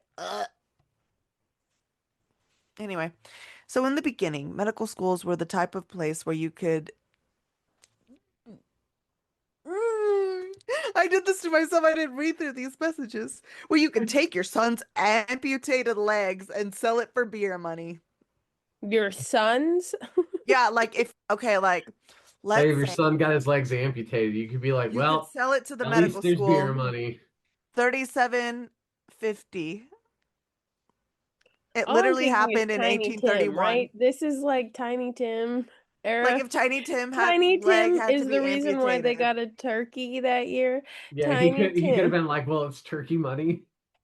Right. So you can sell the body parts if you are really needing it to the medical schools. It literally happened in 1831 in Rochester, New York. But also, Oh, the body is more than arms. 58 miles. Randy, if it was 1831, you had Literally so say many that fact again. I'm possibilities. gonna start saying that to everyone I meet from Rochester. Did you know? That in 1831, someone sold their son's amputated leg for beer money. They gave him 37.50. 37.5 cents. I am Because gonna it's be exact 1831. with So, it. yeah, Yeah. 37.5 cents. Anywho, so, but the thing is, when you're going to school, the body is more. Like, if I'm going to the doctor, I have more than just arms and legs. So I can't just be working on, donation legs. So the American British hospitals had to figure out how to get like a full person or risk losing their students to anatomy schools in Paris where they used unclaimed corpses for the poor that just died in city hospitals. So if you didn't have any family that came and said, "This is my next of kin," you're ready to be dissected. The 17th century surgeon anatomist William Harvey, who discovered the human circulatory system, was so invested in learning about the human body that he dissected both his father and sister because the idea of stealing a corpse or giving up on his research was unacceptable to him. I was gonna say, like when you were talking earlier, the grave robbing historically has been a thing. Like, like people dig bodies up to sell them for this kind of shit. That's where I was alluding to, Greg. You Yeah. got to get your body somewhere. And if you have to learn, like I said, okay, France is getting their bodies from the people that have no family that came in time. What can the British do? The concept of sneaking into a graveyard and stealing someone's family member to study became the norm. It was known as body snatching, which is completely distinct. It's different from grave robbing, where you rob the jewels and heirlooms buried in the tombs and crypts. That's different than taking the body. Depends what you're after, right? Like what we call you. I mean, you could be doing both at the same time, but they are two different activities. If you Man, get, imagine being the one that digs the second time. you have to pick where am I going to the You're medical you're school you're or like, the oh pawn God shop? damn it, it's another one that's stripped. Like it's Like, just imagine you're both on one side, right? Like you're both looking for that body snatching moment. Imagine digging that grave the second time. I'd have been pissed. Yeah, it's like already been claimed. I have to go to the medical school now. Well, I just dug 6 feet for fuck nothing. Every that's like, time I God read, damn, this is 10 cents. It's not 30 cents. Fuck. I'm going to remind you all of the stuff that I'm getting is from this book Stiff by Mary Roach. Okay? It's all just chapter two. Everything I'm giving you is just chapter two. That's Yeah, all I'm I'm getting saying. this book in the book exchange, Karina. It's my turn. Drop You it in want my it? You bag. want the one with the I do. notations? I surely Like do. you're making a really solid pitch for reading the book. It's so So freaking. I'm reading Dungeon Crawler Carl right now, but like I might pick that one up after I'm that. not saying if you join the book club that you will get a lot of really intriguing and thought-provoking brain thinking books, but you will, and you will learn so much. I always think about sand on a regular basis. Anywho, so if you get caught in the possession of a corpse jewelry, so if people find out that you took like grandma's jewelry, that's a crime. But if you get caught with a corpse and the corpse has no jewelry, no crime, you're fine. No crime, you're fine. You take your body where you want to, I guess. Before anatomy schools, there were no laws regarding the misappropriation of dead humans.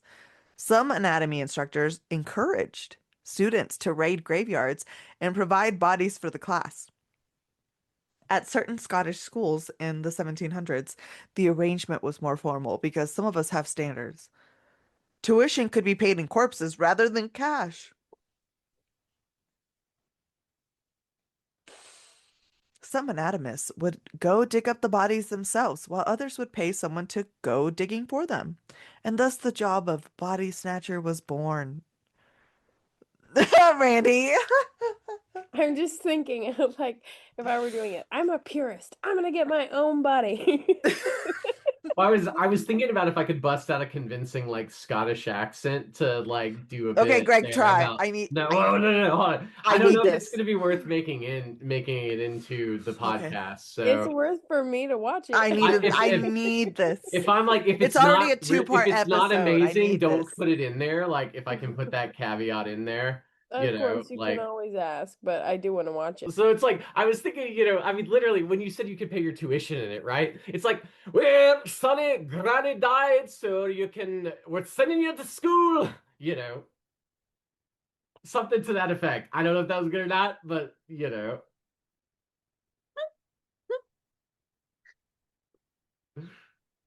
Oh, Greg, I'm going to tell you something right now. We gold. have That was we have fucking known gold. each other for years. This podcast is one of my passion projects and it means the entire world for me. It was worth every ounce of work and all the money I've put into this show for that. Like okay, all right. that was worth it. That's staying in. I I like loved doing it. That impressions was and trying so them good, sometimes. Like if Greg. there's ones that I can do, like all right, I'm just here. like I'm here on the behalf of everyone listening because I know they want this for us. We want all the impressions you can think of. If you want to do it, we want to hear it. That was a good one, though. That was gold. But by 1828, London's anatomy schools were so busy that 10 full-time body snatchers and 200 part-time snatchers were kept busy during the season. Anatomy courses were only held between October and May to avoid the stench of super, like, summertime decomposition. The pay was approximately $1,000 a year, 5 to 10 times the earning of the average unskilled worker with the summers off. So, I mean, it's not a bad gig. People die all the time. But also, can you get smallpox from a dead body? I mean, how recent is a dead body? How long did smallpox live? That is a risk you take. Some viruses live for a really long time. That's all I'm saying. Be careful with your dead body snatching. See, Anywho, Randy. meanwhile, I'm thinking like, God damn, of course they would take a break in the summer. That makes perfect sense. But grave robbing is easier in the summer than it is in the dead of winter. So that's gotta. oh, just digging. So it's like Yeah. harder Yes. work in the winter. Mm-hmm. Yeah. That's why you're getting that $1,000 a year, Randy.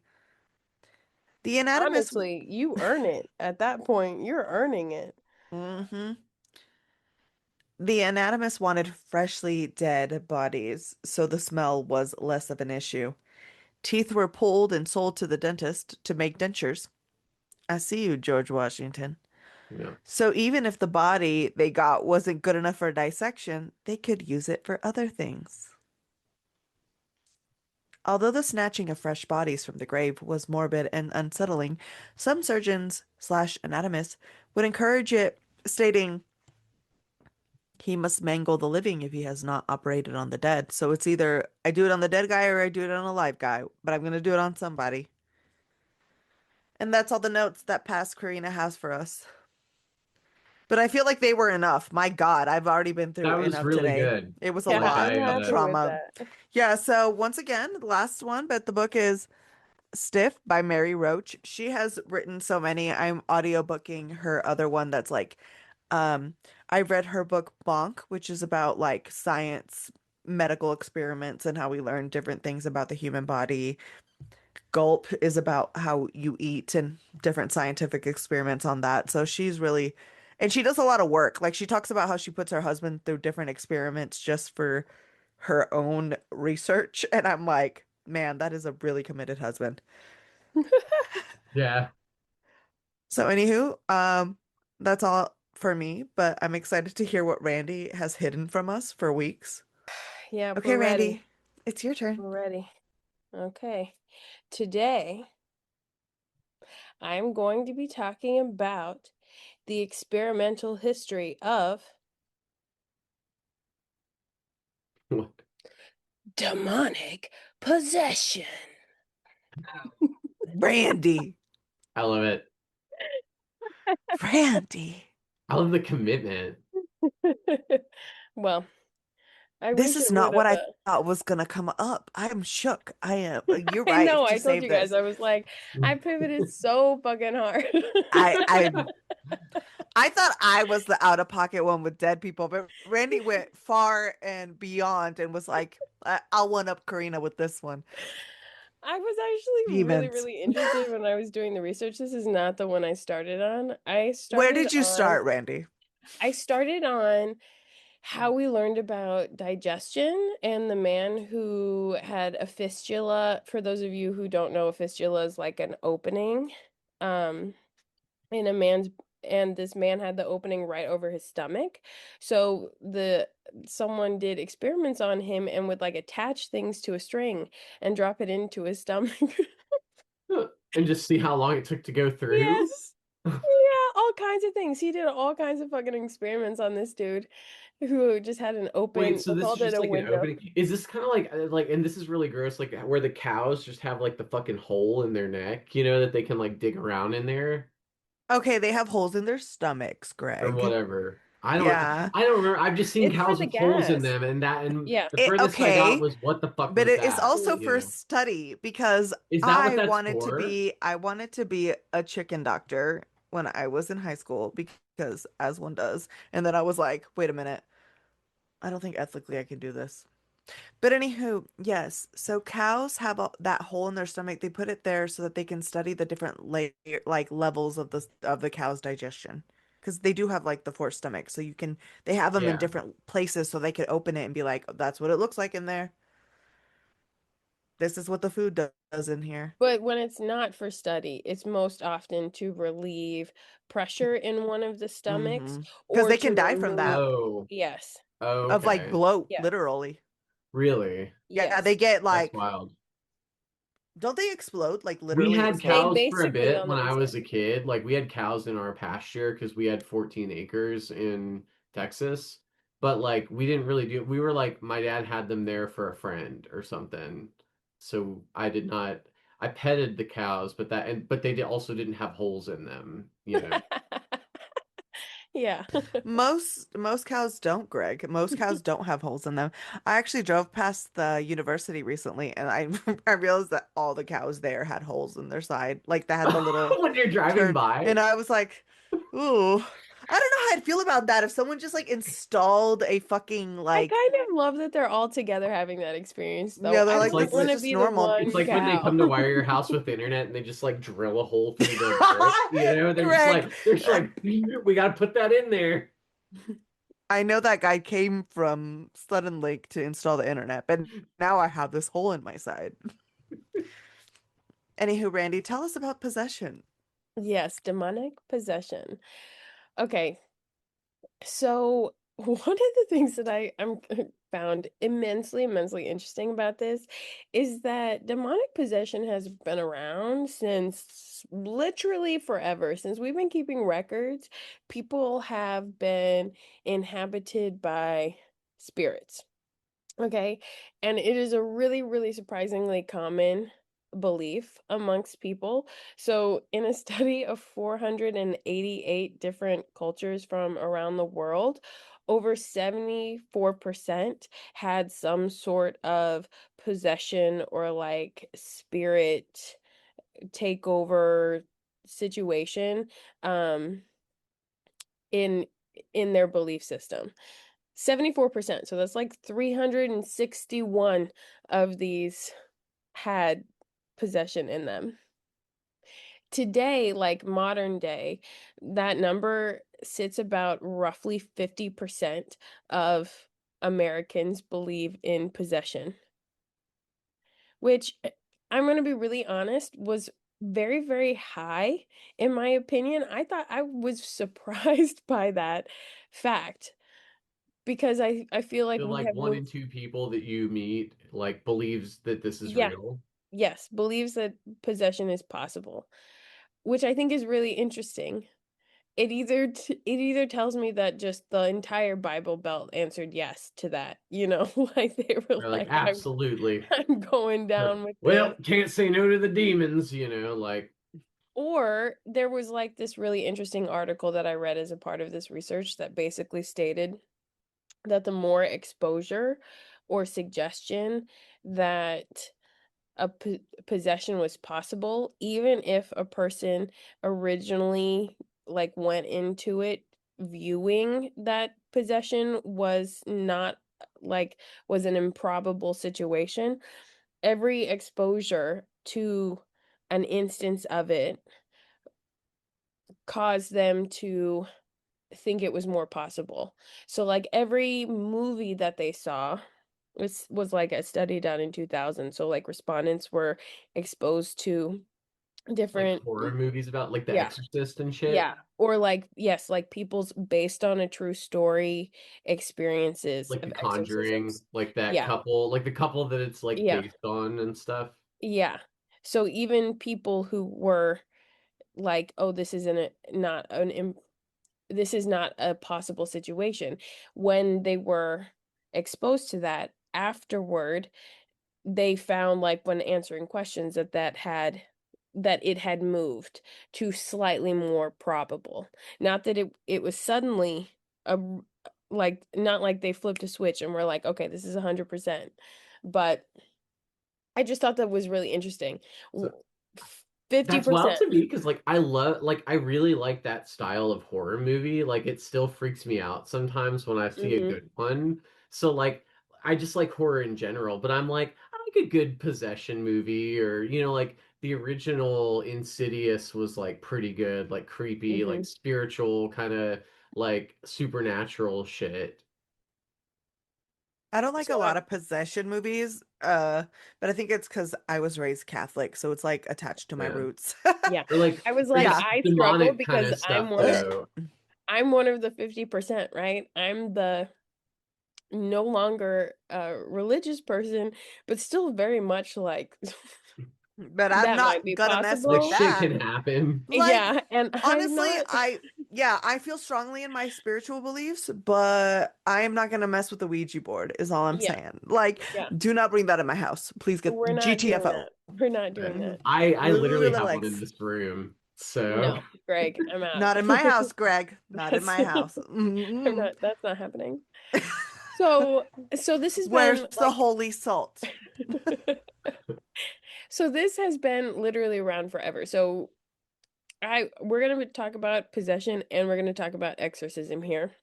So for those of you who like don't know the exact definition, exorcism is a prayer or ritual that is meant to expel spirits. And I'm saying this because everybody probably has an idea of what an exorcism is based off of the movies that we were just talking about. And it is not necessary in all of these different cultures across the world. It does not necessarily look like this like really aggressive like tainted thing, right? And actually, the first known instance of exorcism being performed dates well back into like 2000 to 1700 BCE in ancient Mesopotamia. So, ancient Mesopotamia actually believed that illness was caused by the supernatural. So they thought that medicine and treatments like putting a cast on and stuff like that, that was all good, but you also needed magical spells done alongside that, and incantations in order to like cast off whatever bad luck or bad juju you had on you to get hurt in the first place, right? They thought that sickness and illness was from the gods, but that sometimes the gods got a little too zealous, and then you would need to go see a doctor because you needed to end your suffering. Randy, sometimes the gods get a little too excited, and when that happens, you have to go see a sorcerer. It just is what you do. It just is. It just is. And so, how do we know all of this? Well, Mesopotamia was so serious about all of this work that they did that, and their belief system, that they actually wrote it down in instructional tablets. So there are a collection of tablets from Mesopotamia, like written in stone, that these, and they would call them exorcists. that the were rituals that these exorcists would perform to kind of rid you of these bad spirits and or this bad luck.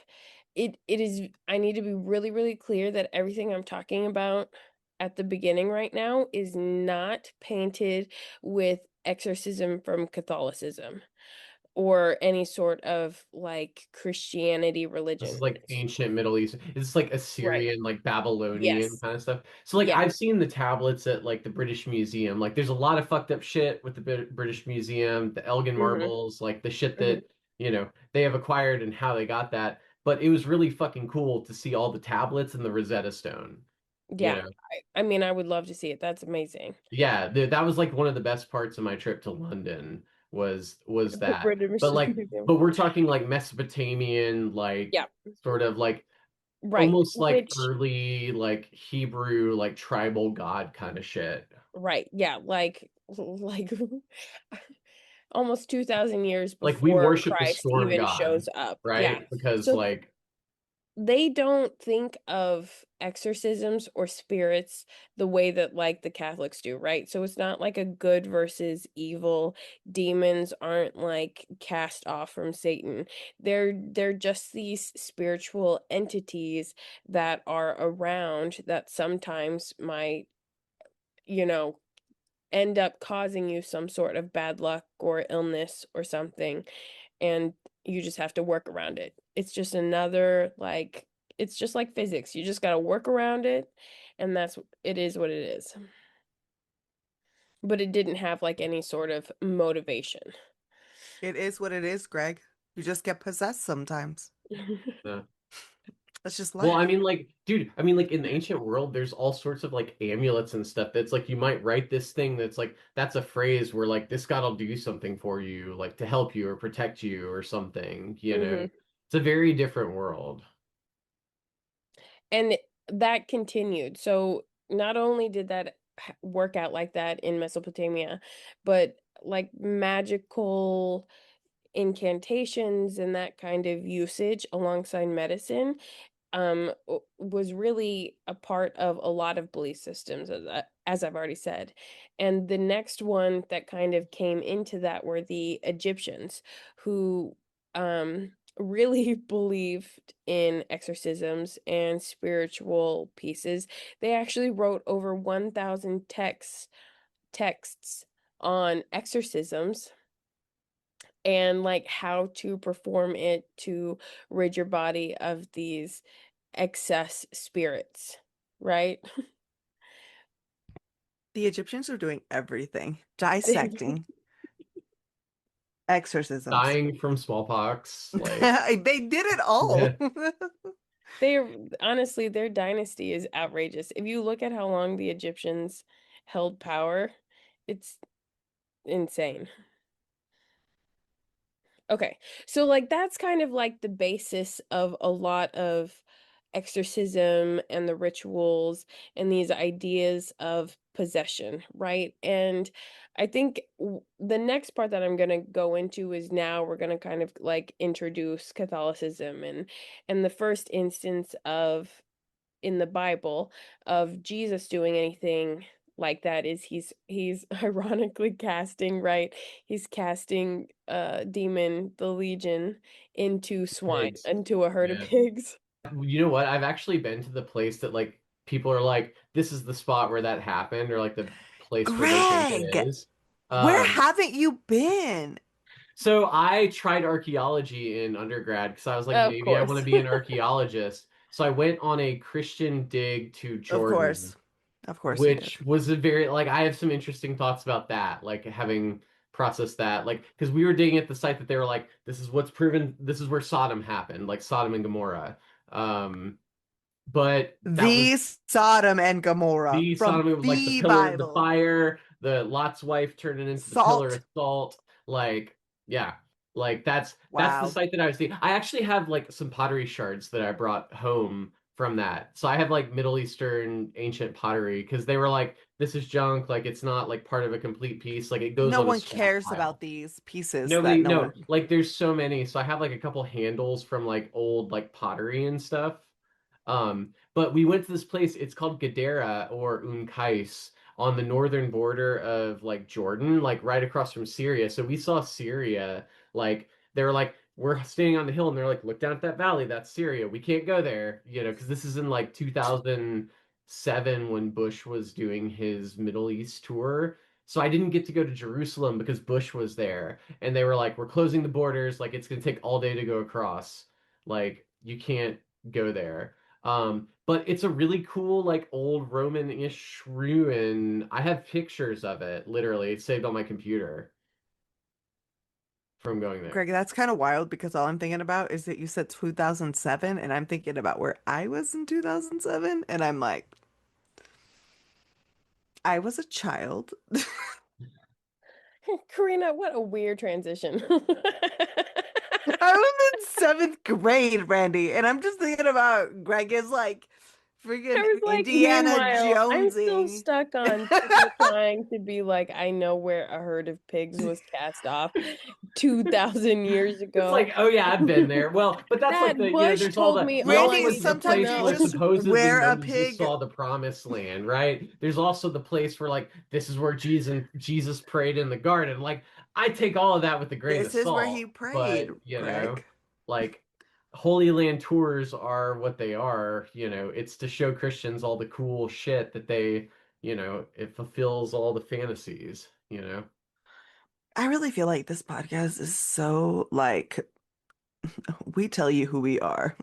There is no questioning who we are as people. We are very strongly who. There is no question why we have an FBI agent. I didn't. No, it's like Right? Oh my God. but No, also the Randy, I time just you were like where edited. there's a point of connection with someone. It's like the fact that you knew about the dude who like was experimenting with the cowpox. I'm like, Oh yeah. Hmm. I don't know who this guy is, but he's like big and important in like your background and shit that you've learned about. One of Hmm. my favorite things about today's episode has been that like we all came at this from like three different angles, right? Like we all have come at it from a different place. And we have touched like a lot of the same things, and I think that is hilarious. Like unintentional because we didn't even know what Randy was talking about, and it is funny how you've tied into a lot of what No, we've I already think it's a talked really about. good thing. I didn't even mention like there's a whole bit about like that I talk about like demonic possession as distinct from all sorts of other things in my witchcraft class that I teach. Yeah. So like Yeah. I've read a bunch of sources on demonic possession in Europe in like the early modern period, like Hmm. 1300 to like Hmm. 1800, you And know. they're doing shit. So like, okay. So enter in Christianity, right? Jesus does the casting. The church and Christianity has a very strange relationship with possession, okay? So they encourage you to get an exorcist. Literally every single Catholic website that I went on that I did during this research because I was just like, let's see Like if what I the need an Catholic exorcist, Church. like how easy is it to get one? Well, no, that wasn't what I was seeing if they had any stats. Like, Greg, so if I need one, where do I go? No, I mean like that's just an interesting way to approach it. So it's like if I Yeah. wanted an exorcism, how quickly can I? It's like how quickly can I DoorDash an exorcist to me? That I think it it is depends just on who like, you are getting to get your exorcism. and it goes all the way to the Oh, Vatican. there's Like like it's, quality tiers, like. yeah. Well, like, And are you gonna get a regular church or the Catholic church? Because the Catholics are the OGs. But I'm also thinking like, is this like a notary public thing for the Catholics where it's like you get notarized? It's just you're just like, dude, if you need something notarized, I got you. Like if you need an exorcism, I've got you. no, it's not. There are criteria. You have There are to meet. rules. There are, and I'm going to read them to you, but not yet. So the Catholics have the Christians in general, but specifically the Catholics, have a very strange relationship with possession because on, like I said, on every website, it was like, yes, possession is 100% real. Like it is biblically based. Like there was all of this stuff, and I was like, wow, not a single one of them mentions any of the people being possessed 2,000 years before Jesus even showed up. But okay, like we're just gonna act like the very first possession happened, or the very first exorcism happened when that occurred. That's fine. We're gonna keep going. And and they push for you to believe in this, but they don't want you to believe too much. Because if you believe too much and you start doing your own research, you're going to find that there are other rituals to get rid of and perform an exorcism, right? So it's like this really hard push where the Catholic Church, literally in an article, they were like, we don't want to push too hard on this though, because it'll push people back into paganism, and they don't want that. They think of exorcisms and possession still as being pagan, even though it's this deeply biblical event. So they have like already their own like push and pull with exorcism and possession within the Catholic Church, which I just thought was really They're also figuring a wild. lot of shit out at that time. Like I've read a lot about that period of church history, and like they're like, is Jesus one person or part of a trinity? Like that's like still not settled at that point, you know. Which is crazy. You think that they would have the key component down. Oh no, that takes like hundreds of years to figure to like settle. Yeah. And I would argue that it's still not, because that's why we have so many uh branches, right? Yeah. Anyway, so the Catholics come in, and the Catholics are like really serious about what they're doing. They're really serious. And they come up with the religious authorities within the church come up with this list of like four things that have to be true in order for it to be a real possession, okay? So it's demonologists then use those this list to decide whether or not this person is possessed and does need a priest. So the first thing is xenoglossy, which is the ability to speak or fluently comprehend languages that the person has never learned, right? So like often in the movies it's Latin, like all of a Mhm. sudden they can speak Latin and they never were able to before. Yeah. The second thing is clairvoyance. So, knowledge of a secret, private, or distant event outside of their immediate surroundings. The third thing would be superhuman strength. So, obviously, we all know what that is, just strength that cannot be explained by their obvious muscle mass or I've read anything that in like like that. witchcraft trials, like records and stuff that I've read, where like they talk about like a young girl throwing like two grown men off of her and stuff, like Yep. when she's in this like contortions and stuff. Yep. Okay, so a girl lifts and stretches and now it's an Eh. issue? You can't do nothing in this town anymore. My God. You can't be wiry, that's for sure. Because if they're like, you have no Hmm. muscles on your body, you're cooked. Cooked. And the last thing is aversion to the sacred. So obviously this is like holy water, the cross, Crosses. um, Latin prayers, any of that. If there is like obvious aversion to that, that is a sign of demonic possession. Okay. So the Catholics have this like whole situation, and that's how they operate for the majority of the colonized areas, everywhere that they go into and convert. That is, they carry this also with them. So it like mingles a lot with other cultures. You see it come out in like a bunch of different ways, like this idea of possession. It really permeates itself, especially in the North and South Americas, because possession was like really heavily distributed um in European belief systems in like the tropical belt, but they were all in communication with each other, right? So it kind of makes sense that they would influence each other in some way, shape, or form. The Americas did have, I'm not going to say that they didn't, but they had less possession, like as a part of their cultural belief system, but that changed once colonization happened and we had more introduction of these other ideas and people. So, the one story that I really wanted to tell you guys about today is in occurs in 1599. Okay. So it has been, do you know the story I'm about to tell, Greg? I don't know if I know it, so Okay.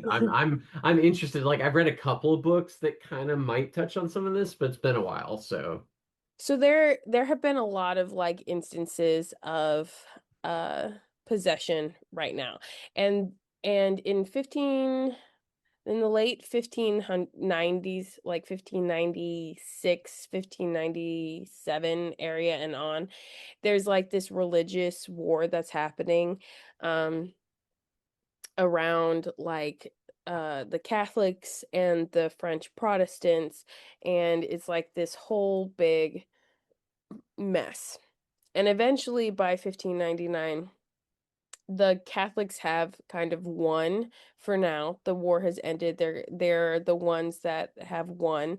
And King Henry IV has gone back and forth. Honestly, King Henry IV flip-flops on his Protestant Catholic, like he kind of chooses his flavor of the week. And at this point in time, he is Catholic. Okay. This is important because a, a French family in the like rural area, some rural village in France, makes a claim then that their daughter is possessed, right? And this girl's possessed, and they're like, "Oh my God, she's possessed. We need help." Blah blah blah blah blah.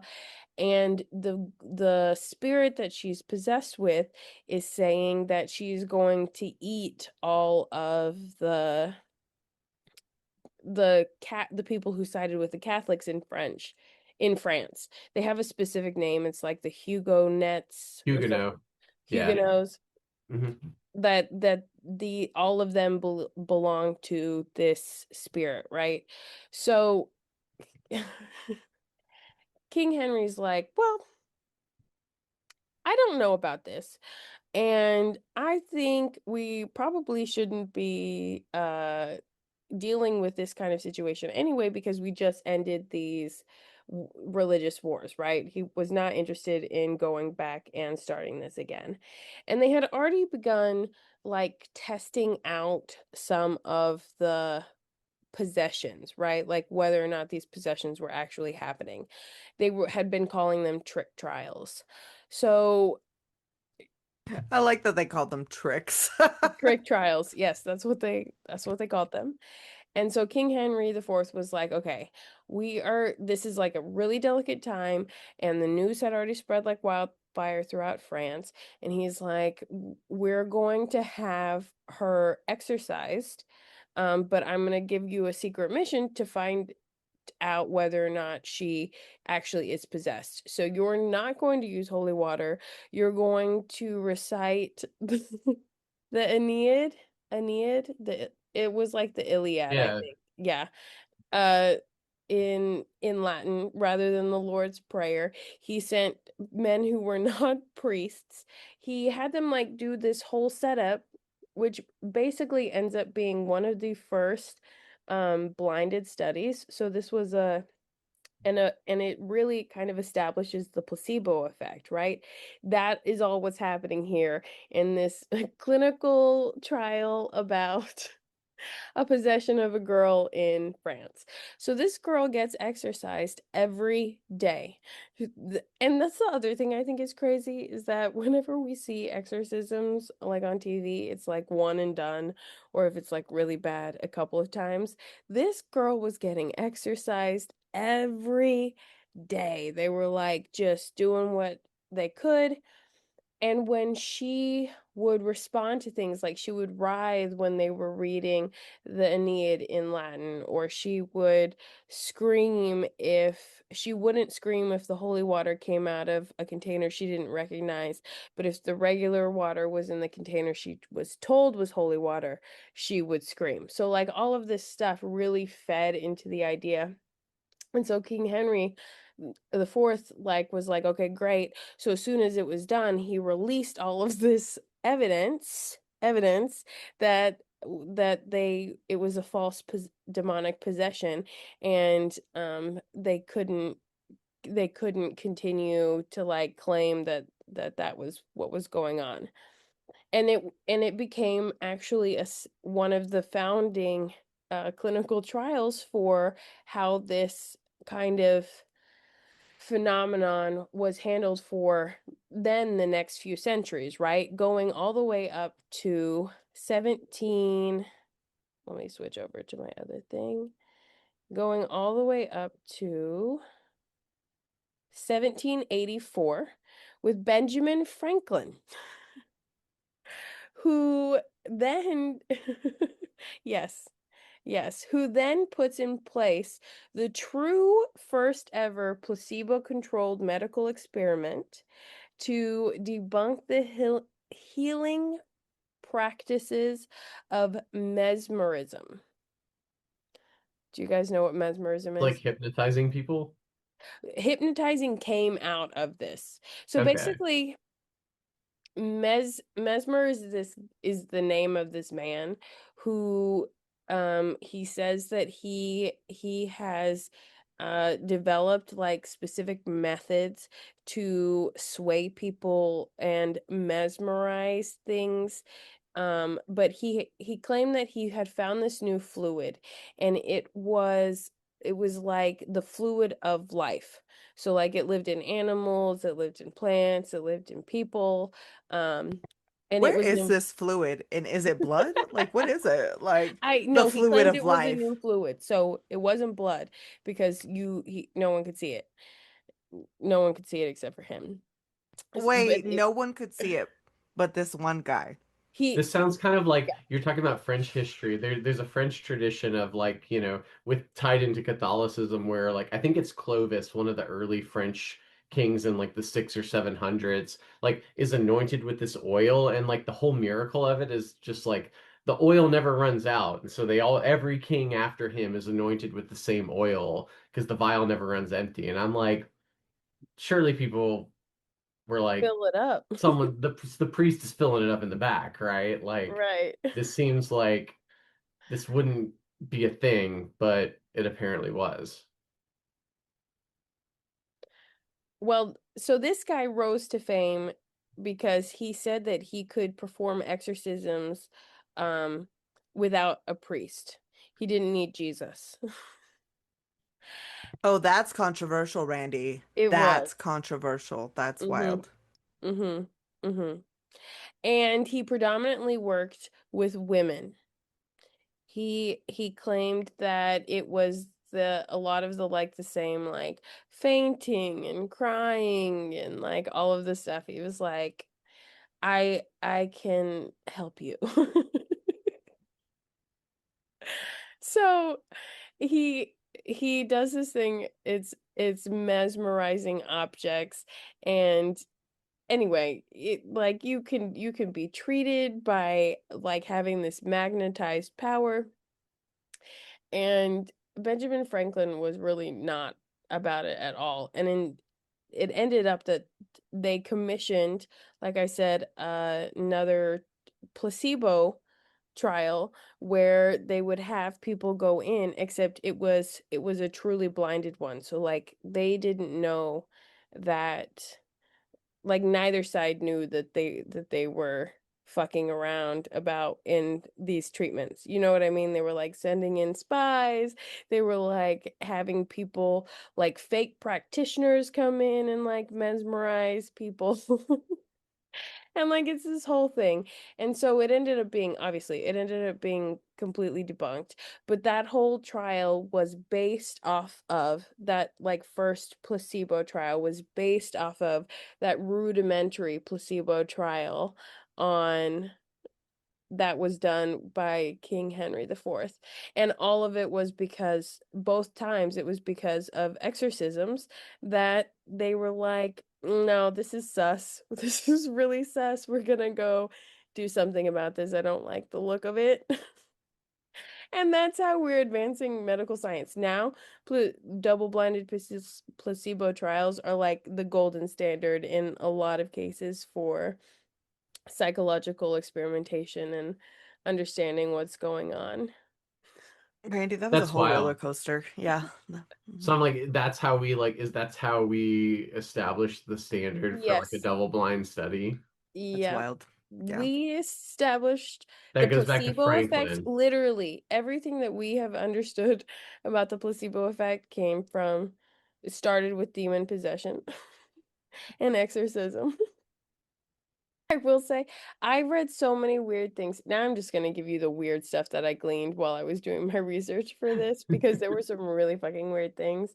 One, I was reading an article in Psychology Today or Psychology Now, I want to say. I want to read this to you. No, Psychiatric News is what it was. It's this last part. I was like, "Oh, this man really wants something to happen." It goes, scientists continue to argue against possession as an etiological factor responsible for mental illness, but the fact remains that refuting something that science cannot prove is inappropriate on the basis of our limited understanding of the world and its creations. There should always be room for new ideas, theories, and beliefs. In the aforementioned context, it may be acceptable to say that jinn may be a scientific entity, which, if understood by more psychiatrists, could revolutionize the field of psychiatry and human behavior. So let's continue the journey in search of a scientific basis for demonic possession.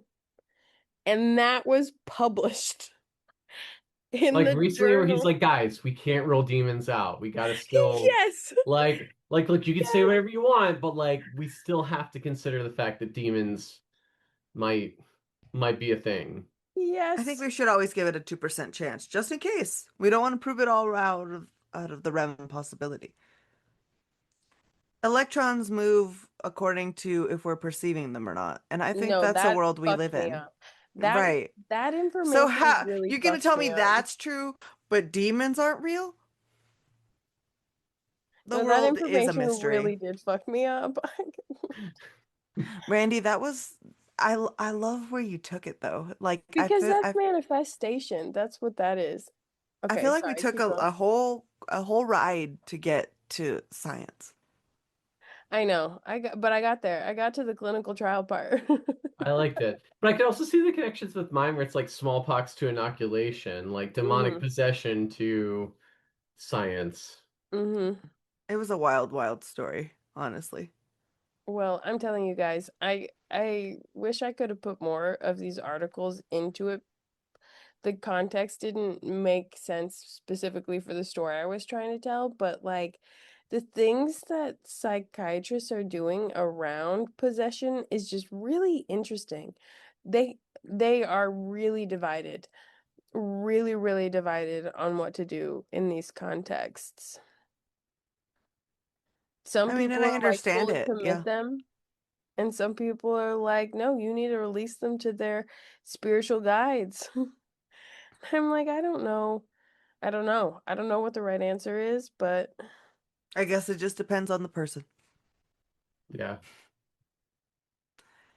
Wow, Randy. Well, I'm glad you took it somewhere crazy because I did not expect that at all. That's not what I thought was going to happen. Anywho, as always, thank you guys for watching us, listening to us, and just enjoying another episode of the Sip and Saga Society. We really love doing this. It's a fun time for us because we love to talk and we love to research and read books. If you enjoyed today's episode and would like to support our historical endeavors, please tell a friend about our show. Share our show, let people know. Or remember, you can also subscribe to keep up to. Oh my God. Remember to subscribe so you can keep up with our latest episodes. Sometimes you may not catch our posts on our socials, and our subscriptions are always up to date. It's time to go. So, goodbye, guys. Thank you for joining us. I was like, what did we even start talking about? It was medical stuff. And remember, we have a book club. Please join us if you want to continue having some conversations. But for now, goodbye. bye-bye Bye. now. Bye-bye. Yay, everyone remembered today.